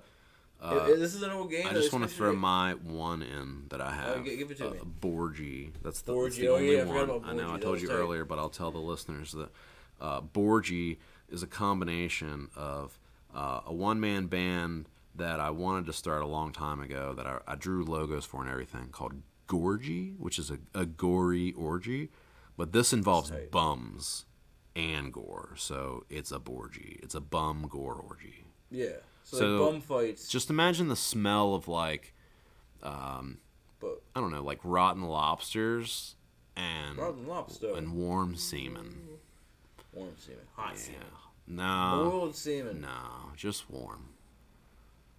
Well, it's not like the smell of iron also though from all the blood. Oh, there's some blood. Oh, there's lots of iron. There's gotta be a lot of blood. And there's probably rusty metals involved. But anyways, let's hear these fucking sick ass punk band names. These are actually of all different. See, this was actually we did this a lot at Sakura. When things are said that just kind of ring a bell to you that sound like they'd be a band name. Yeah, like the other day. Like, oh, I love that band, and then you try to fucking name the band that you they kind of hit the genre. See, we get pretty in depth. Like, oh, this band's a fucking 2-piece electronic indie band. Bam, like shit like that. Yeah. My name's here. The first one I love. I was actually going to try to sell to a newspaper if now Elliot Page, formerly Ellen Page, if they ever would have gotten in trouble with the law, I was going to sell Felon Page as like the headline like to them. That's good. But also that'd be a good band. Power Queef. Power Queef. Yeah, Guttermint. Wait. Guttermint? Guttermint. Okay, gotcha. Yeah. At first I heard gutter mint, and I imagined mint. Gutter mint made out of shit from the gutter. Yeah, that's what that is. Yeah, okay. Gutter mint. Oh, I got you. Hot Ice, Bleak Ending. Hamburger Harvester. Bugs Bundy. Bugs Bundy. So when you say Bugs Bundy, are you imagining like Bugs Bunny with a scraggly, fucked up beard? Or are you imagining a yellow beagle? Are you imagining are you imagining Bundy with like sitting on his fucking stupid couch in the show like Married shit! with Children? I didn't even think about that. Yeah, I'm thinking about that Bundy. Do you think they're Married related? with Children, but with like fucking the Bugs Bunny ears on him. Man, that's pretty sick. I like that too. Oh man, you could do the whole. That'd be a sick tattoo. Married with Children. Dude, that show was sick. So, for one, do you think happened? Do you think they're related? Like Al Bundy and fucking Ted Bundy? Ted Bundy? I mean, I feel like there could have been easily an episode like where there was like a small crossover. Oh, my crazy fucking Ted. He's bringing a new girlfriend over. Yeah, dude. How cool is that? What'd you do in the last one? Yeah. How come you always need to borrow a tarp? What? Al, man. you got a shovel? Yeah. I got 3 shovels. And then the shitty neighbor next door, he always somehow like borrows his stuff, and then somehow when Ted gets caught, they blame Al's neighbor, and Ted gets away. I was always like, I never understood why he like, she was always on, and Peggy was always like up on him. She was horny as shit, and he was so upset about having sex with her. I don't know, because she was hot. Yeah, that's what I'm saying. Like, he was always so pissed about it. And let's just talk about the daughter. And he was horny as shit. I mean, there was, something was going on. There was some weird incestuous vibes between them, especially the way she said "daddy" so much, because she emphasized on that daddy a lot. Clubs and shit. Yes, and I want to say, and this was also the time where like misogyny was not even a word yet. Yeah. So it was king technically. Yeah, so like, you know, it was probably not even thought that it was weird, but no. It's weird. Yeah, and she, like, whenever she would borrow money from him and shit, or whenever his friends were around. Oh, they'd be staring at her, and she'd be like hitting like the poses and everything. Yeah, like, and he would be just like them, like oogling at her and shit too. It was fucking weird. They literally had a club. What was it? Was it He-Man? Yeah. No ma'am. They literally had a no woman club. Yet they would constantly be at strip club, and like it was the '90s like beer commercial equivalent of Man. 100%. Where it was just like the fucking Budweiser babes and fucking bowling. Real man of Jesus. But also, do you think Al Bundy's hand fucking stunk? Why? He always just had his fucking hand down in front of his pants. I don't know if it stunk, but I'll tell you what. I remember growing up seeing like my dad or like my mom's boyfriends or whoever fall asleep on the couch with their hand like on their shit. You know what I mean? Like you fall asleep like this. And I always thought, man, that's the weirdest fucking way to sleep ever. Strange. Until one day, I fell asleep like that, and it's pretty comfortable. If it's really cold out, but I feel like that's nice. That's not something I do now. No. But I did go through a phase where that was like, you know, I thought it was comfortable. Now, you know what I like to do? I like to put this part of my arm under my belly. Oh yeah, I do that shit every now. So you're kind of like hugging yourself. Yeah. Oh, that's nice. Yeah, it's nice and warm and shit too. It's real nice until you get caught. Someone walks in the room and catches you hugging your belly. No, you're like, nothing. What are you doing? Nothing. Are okay with flap warming, dude? Yeah, dude. You gotta warm up. She'll put her hands underneath my gut occasionally. It's fine. I ain't in all that. It's weird, but you know, I just learned to love it. Yeah. Feels like worms in your belly. I don't know. I don't think Al Bundy and Ted Bundy were related, but if they were, the crossover episode could have been pretty fucking sick. What do you mean crossover episode? Like, it was a Ted Bundy show. Like the crossover. Well, you know what I mean. Yeah. Well, you know, like, did you ever see the Breaking Bad Office crossover where Jesse? I didn't watch either of those shows. Okay, so you gotta watch those. So those are shows that I didn't get. Breaking Bad was actually the show that made me decide I won't start watching a show unless I can fucking binge the entire series, because that's still plugged in if you want to throw it in. Okay. Are you hungry? Do you want to get some food? So the crossover episode with Breaking Bad and The Office, I didn't know it happened until after both series had been over for fucking years. Like, is this canon? Yeah, Jesse Pinkman was in The Office for an episode. So there is a character on The Office named Creed. And Creed is basically like the old weird guy that no one knows much about, who's like pretty fucking suspect, shady, like, yeah, he's the oddball, so the wild card. And Jesse in Breaking Bad is a meth dealer, and she shows up. I know everyone knows this, but he shows up to the office and he's like, "Yeah, I'm looking for Creed." And Creed's like, "Hey, Jesse, how's it going?" Oh, shit. And then they like do a quick little exchange or whatever, and then he like leaves. That's fucking rad. That's it. Yeah, That's I don't know ridiculous. if it was like an extra scene or like deleted scene or what, but it's a crossover That's fucking dope. is fucking awesome. I love that shit. Yeah, me too. I wish more things kind of like. I don't know. I think with the dawn of like the Avengers and all the fucking superhero movies that have just completely oversaturated the market at this point in time, being able to like do the comic book route that is like, you know, introduce these characters and then you can cross over and build that universe. The universe building that's been happening in a lot of movies and stuff lately has been really cool. I think the Conjuring movies is a franchise I think the movies are fucking whack. Like they're just like the most basic, like they're equivalent of walking through a haunted house during Halloween. Just jump scares. Just fucking jump scares. Everybody fucking raves Nothing about special. Them. Yeah, they got like a little bit of decent lore, but honestly, the fucking They've got a formula. Yeah, but the Warrens that they're based it off of, like they're supposed to play, the Ed and Lorraine, they're actually supposed to be like piece of shit frauds and shit like that. If you like look into their history and everything, but no, it's like cool that you can build a fucking horror franchise and build a universe that works that way. I just don't think they're doing it efficiently, but I think a lot of people are doing that now. Yeah, no, I mean, so that's going back to like not being able to get invested into things that much anymore. Game of Thrones was a show that I tried to watch several times. A girl I was dating a long time ago was a huge fan of it, and I want to say 3 or 4 seasons in, when we were dating, she was like, "Let's restart it. I'll watch it with you." I've watched the first 2 or 3 episodes of that show 5 or 6 times, and I haven't paid attention to them, any of them. There's too many characters. Then they kill them. It's like an RPG for a show. You know what I mean? Yeah, it's like a role playing game show. It's like, no, too much shit going on. no, Everything's a side quest. I'm skipping all these. I don't give a fuck. Scenes. Yes, literally just Show me the just violence. Fuck you. And the characters, I know all the shit is cool, and I know it's fucking gotta be awesome because there's no way that this many people are into it. That's the thing too, because I always steer clear of popular shit. Like Me this, too. But that's the thing. It's popular for a fucking reason. Exactly. It shits the bed always. Walking Yes. Dead, all these shows, they always fucking shit the bed. But they gotta have that magic to begin with. But for a while, they are the shit. Exactly.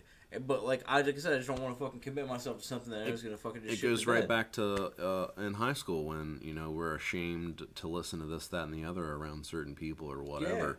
It's like that with But this. it's also trying to uphold that image and shit. Yeah. I mean, it's more prevalent now with the fucking social media, just the way things are, like modern technology and shit. How we interact with each other anymore. It's even more of putting on a facade than it ever was then. And then it was kind of, that's what you wearing shirts of bands you listen to and like letting known like the things that you like was a way to kind of express who you were. Now it's like you have all these other ways of fucking doing it via whatever platform you really choose to use. But it's crazy. That's what's so powerful about tattoos, though, man. Like, fucking, I know I'm getting completely That's off a segue. subject That's a good here, segue. I like the segue. Yeah, Tats.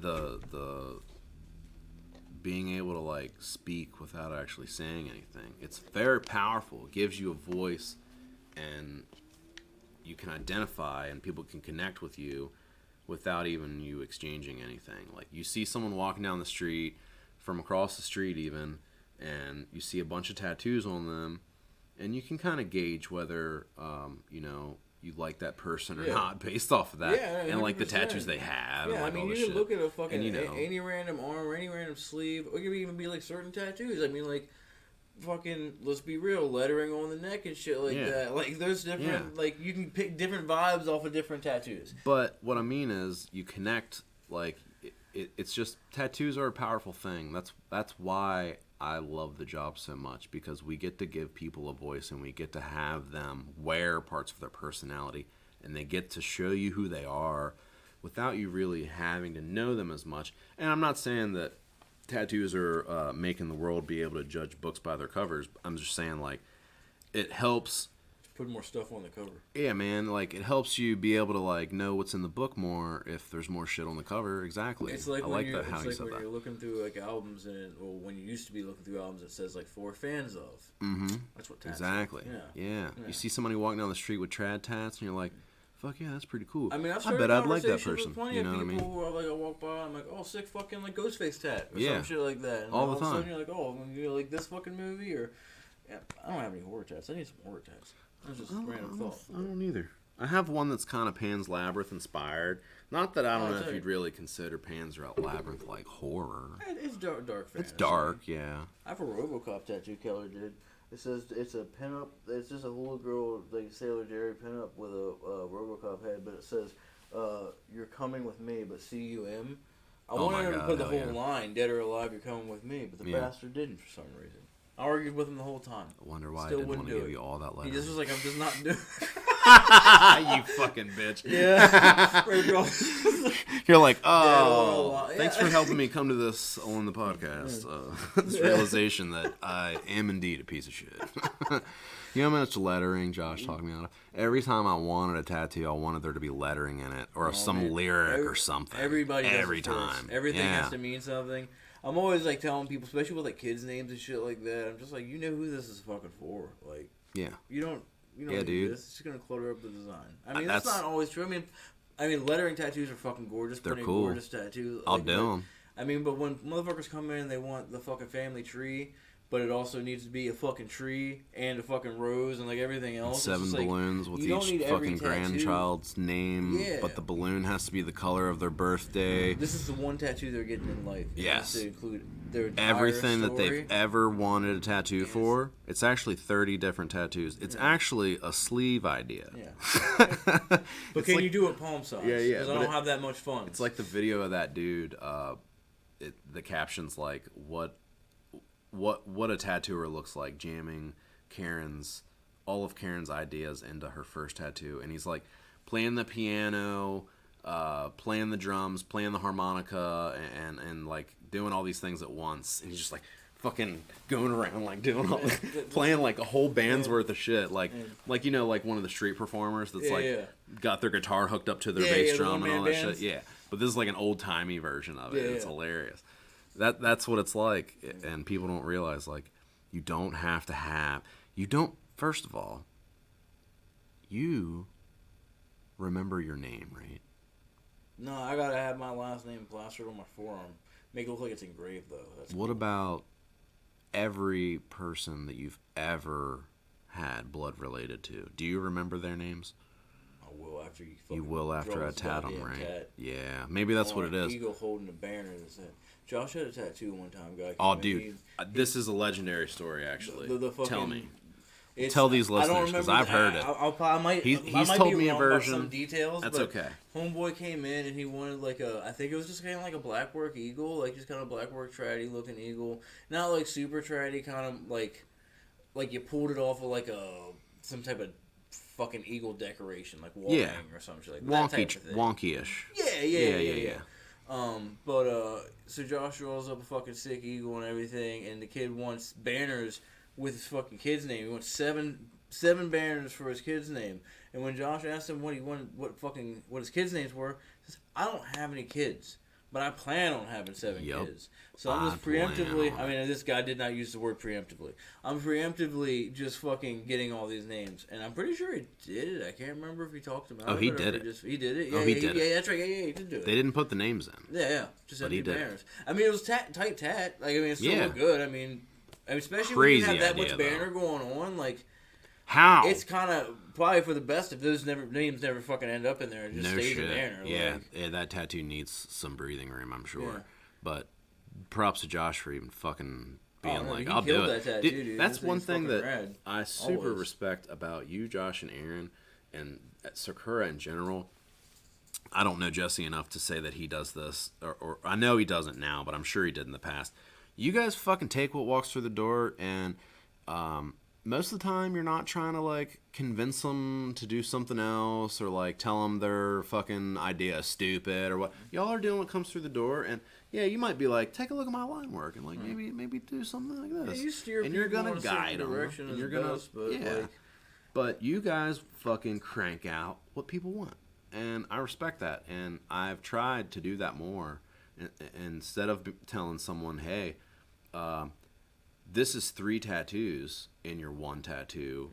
and I'll explain to them all the things and all the shit. Sometimes I'm just going, okay, I'm gonna do that for you. Yeah. Because I'll see someone like you post a fucking tattoo of a walk-in like that and be like, that's cool. But don't do that though. That's what makes it that is such stressful bullshit. And I hate that I do that.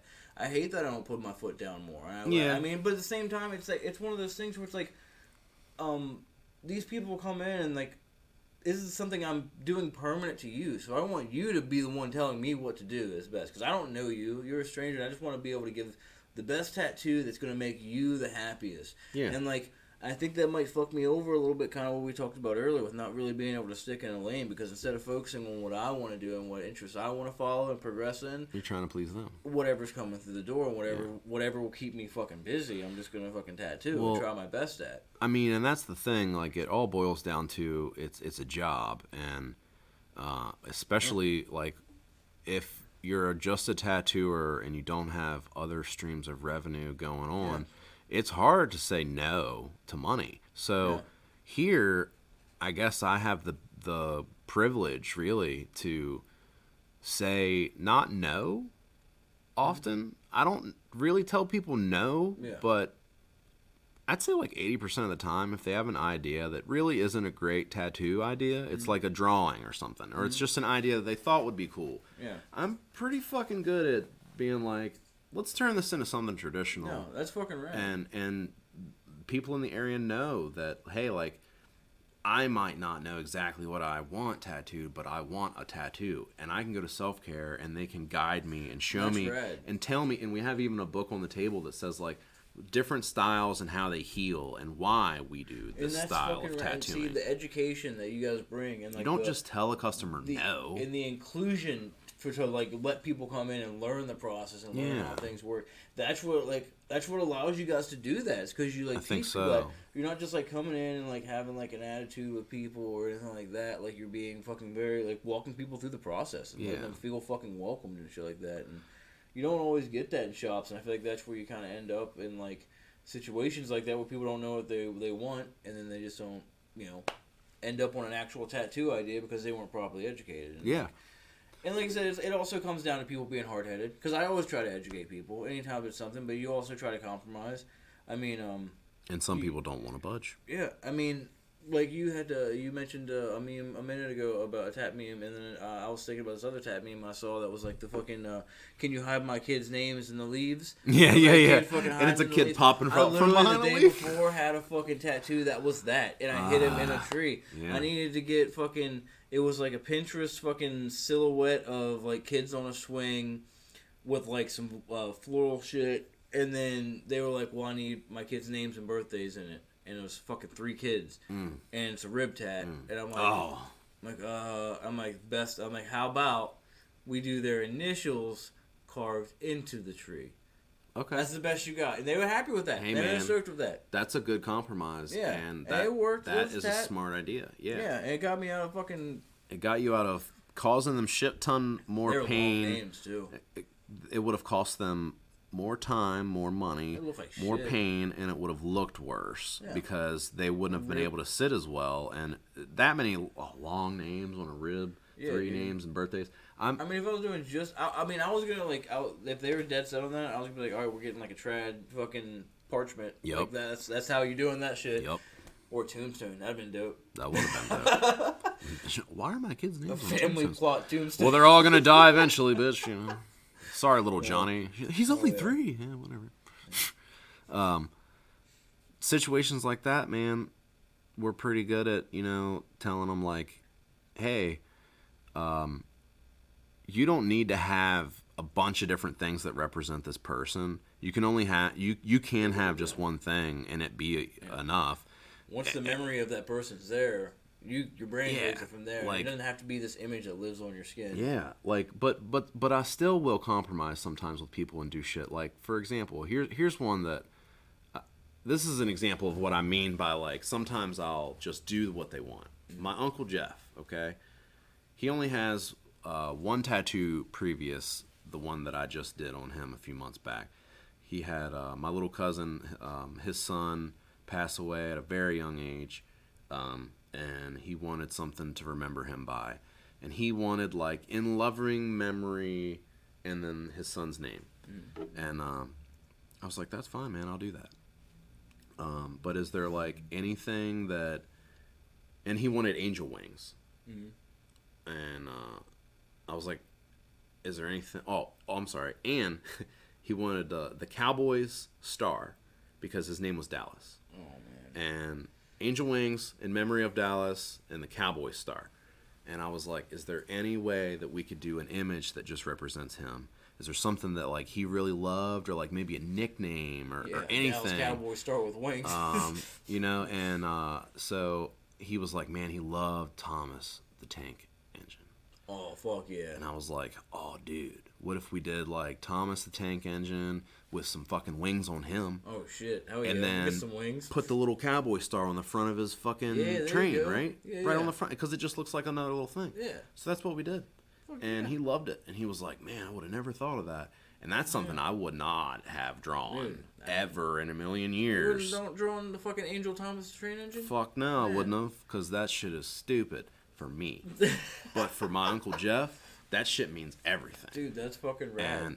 And I was so proud to be able to like honor his memory and do that for my uncle. And he sat really well, and he was really easy to tattoo. And I hope I get to tattoo him again, because it was cool to just talk to him and like actually connect with him. Yeah, that connection that you get with tattooing that you don't really get. I mean, especially anymore, people don't communicate with each other like they used to. Like I said before, social media has drained a lot of social interaction from people.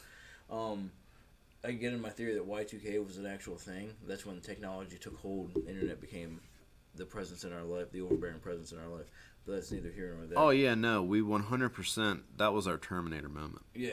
I believe you. But no, when you're tattooing somebody, I mean, be it like a fucking little jammer where you're there for fucking 20 minutes, half an hour, or like you're there with fucking multiple sessions, fucking 3-hour sessions.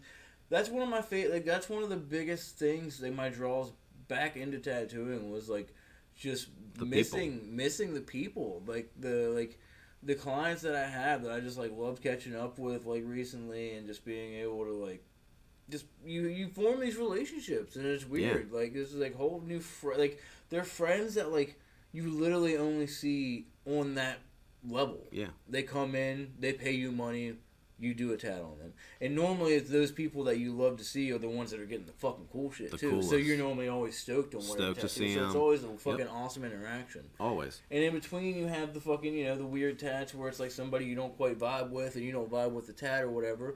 But it's those moments with those people that I realize is like, that's what you fucking crave. And like knowing those people, because those people are always so fucking stoked when they leave. Yep. That feeling alone of just knowing that you gave something that made somebody that fucking happy.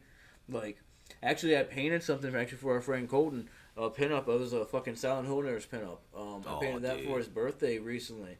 And he was so fucking hyped, and he texted me multiple times just like thanking me for it. And I was like, that was like kind of a moment where I was like, man, just like knowing he was so fucking hyped about that art that I was able to create him kind of gave me, because like I went through this whole long thing where like I don't even understand the point, when I left tattooing I was in a real bad spot mentally, and I was thinking about, like, I wouldn't even understand the point of like, what is art? Like what, I mean, I get a really nihilistic headspace like we talked about, where it's just like nothing matters, we all turn to dust, bullshit like that.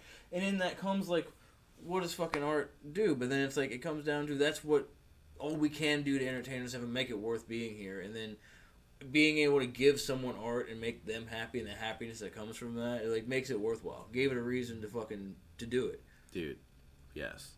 I remember a moment, I don't know if it matters to him as much as it does to me, but a moment I had with my little brother where he was talking shit about artists. And he was like, art means fucking nothing. Fuck drawing. Fuck painting. Fuck all this. He's like, that fucking painting in that museum, that means nothing.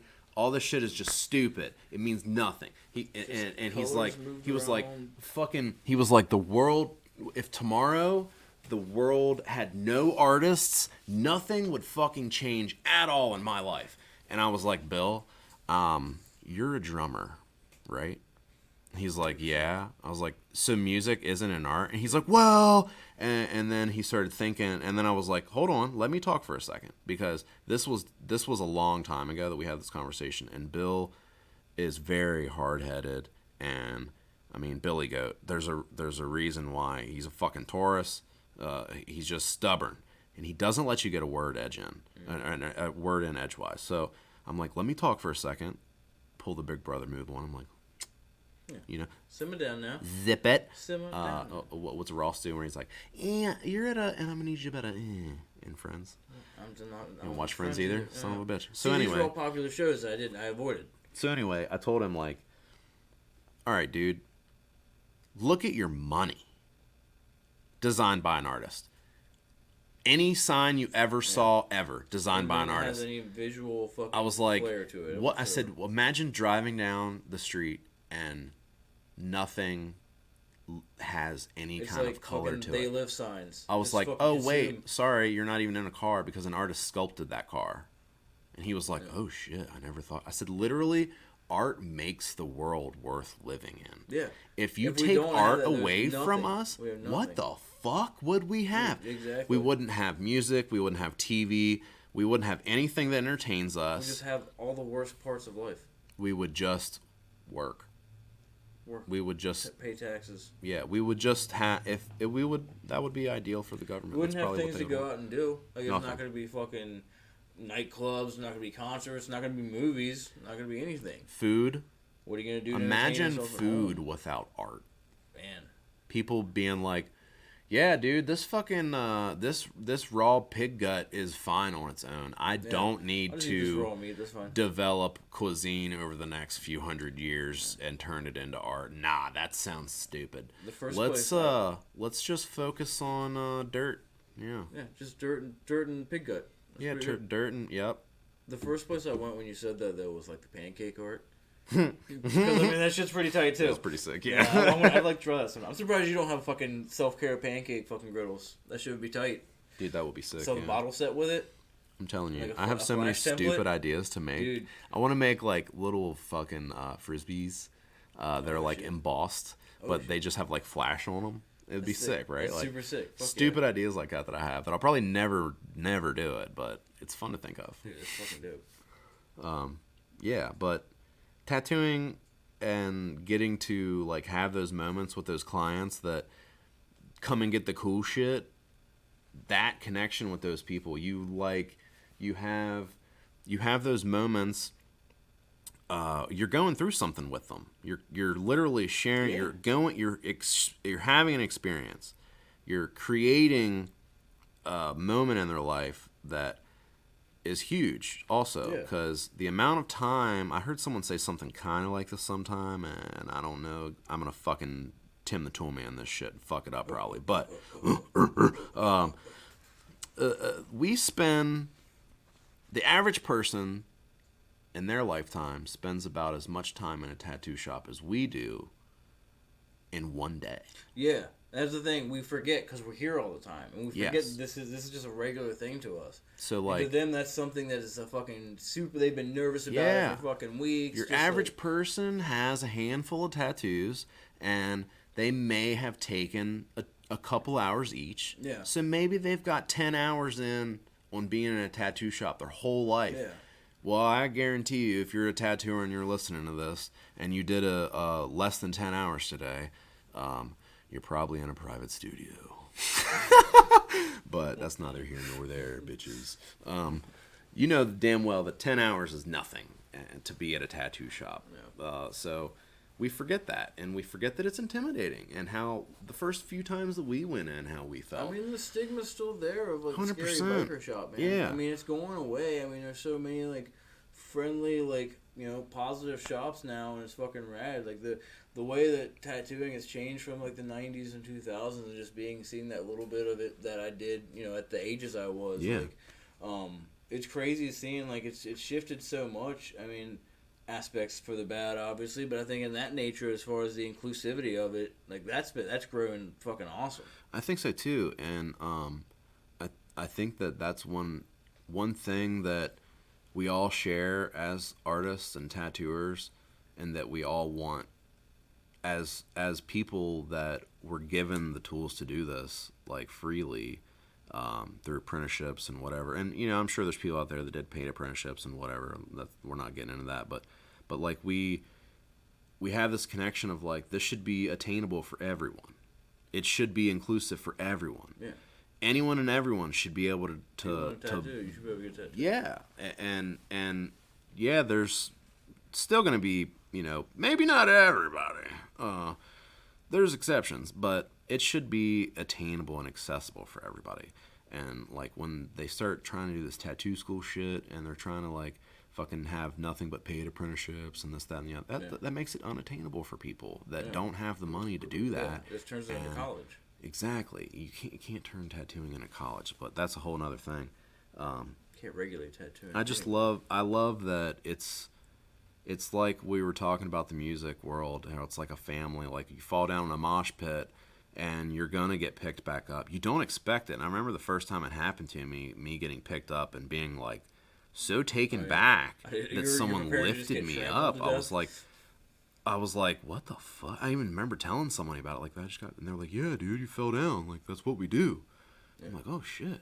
And like, there's so many things in tattooing that we say, like, yeah, that's what we do as tattooers, like for each other or for clients or whatever. And like, for example, Steve Zimmerman, I never say his name right. Zimmerman or Zimmerman. He's the fucking guru of Cubans. Literally, nobody runs a Cuban like he does. Dan don't run a Cuban like fucking Steve does. The guy is an incredible tattooer, but anyway, we're going on a convention, me and Dad, and we didn't know we were going to be tattooing at it. We thought self-care was just going to be set up for clothing. Well, lo and behold, we were able to tattoo, and we were like, fuck it, let's do it. Well, we didn't take any tattoo shit. Steve let us borrow a bunch of shit. Oh, no shit. And then we bought... Bunch of Cubans?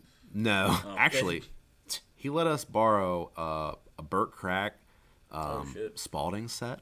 Oh, fuck like yeah. the fucking a nice ass like chromed out set. Hell yeah. Yeah, and a set from I don't remember the guy's first name, but he's a tattooer in the Midwest, and I think his last name's like Lingerfelt or something. But the guy's an incredible tattooer as well, and I guess for a while he built machines, and Steve had a set. He's purely running Cubans now, so these were just sitting. He wasn't using them. But point of the story is, when I returned everything and I was thanking him for all this and blah blah blah, he was like, "That's what we do," and that's what tattooing. I love the community of it. I love to be able to say I'm a tattooer, that not just I'm tattooing. Yeah. Because I understand that. And I feel like that's why I'm able to say I'm a tattooer versus just tattooing. Because I understand the camaraderie and the brotherhood of it and the family of it. And that we do everything that we do for another artist or for ourselves, for the trade or whatever, is for the greater good of the dream of being an artist. And that's what I think defines someone from, just like drawing and being a real artist. Because people can be a photocopy machine, you know what I mean? Yeah. There's plenty of tattooers out there that, Oh, yeah, screen grab some shit, fucking trace it, ready to They go. might not be able to draw at all, but man, they're going to make the sickest portrait fucking, or the sickest new school, or any kind of style you can think of that you've ever seen. But that's why I love tattooing so much, man. We're here for each other, and it's like the family I never had, you know? Yeah, I mean, like, when I decided to come back, and, like, the way you guys, like, all sprung into fucking action for me. Like, I mean, between fucking Marcos hitting me up, but I didn't have any fucking, I had a fucking, when I decided I was going to come back into this, I got a fucking Amazon machine just to be, like, just to feel out some fucking like a little wormhole or something. Like a wormhole or some shit. Yeah, like, it was, I can't even remember what it was. Dragonhawk. The one is still on my fucking case over there. I'll have to get it out later. It actually runs like fives and shit pretty nice. Fuck yeah. 5 lines, it's fine. But, yeah, I got like that just to kind of feel it out and everything. And then whenever I fucking hung out with you guys and like told Marco, she's like, "Well, here, take these." I was like, "Oh, you want any money for these?" Like, "No." I'm like, "That's what we do." That's literally what he said. Yeah, and man, I mean, that's what we do. And then you fucking got everybody to fucking gather up extra shit and send it to me. Fucking like. That's what we do. Tattooing is incredible. The family behind it, that's definitely a big, huge driving force into me coming back. Is just knowing that's here for you. Yeah. Being a part of it. Embracing it. 100%. I think we're at a good stopping point, and I think that we could continue tomorrow with why you are back into tattooing, like why you left in the first place. We can talk about, you know, a little bit of The that. dark hole of depression. Yeah, man. And We're gonna. This podcast is to just have an open discussion and be honest. So, yeah, we're gonna talk about what being a full-time artist can do to your mental health and how sometimes you need to take a break, and that's okay. So, that's it for this episode. We're gonna throw out some Instagram handles so that you can give us follows and whatnot. You can follow Self Care Clothing Company at Self Care Clothing Company on Instagram and at Self Care on TikTok. You can follow me at Self Care Sutton. That's Self Care SUTTON on Instagram and TikTok. We also have Facebooks and all that bullshit, but we really only use those two because Jake can't handle using more than one or two platforms at a time because I pretty much give him the workload of 3 people. Seth, his Instagram is... Shit. My Instagram is... Seth_makes_tats. That's tats with a Z. Tats with a Always. Z. That's Seth_makes_tats with a Z. Yeah, I mean, tats are supposed to be fun, so the Z should be there. The Z should be in there. I mean, I feel like I don't really make tattoos. I make tats. Yeah. Like, for sure. That's how I feel. But, yeah. Tattoos are fun. Tats are sick.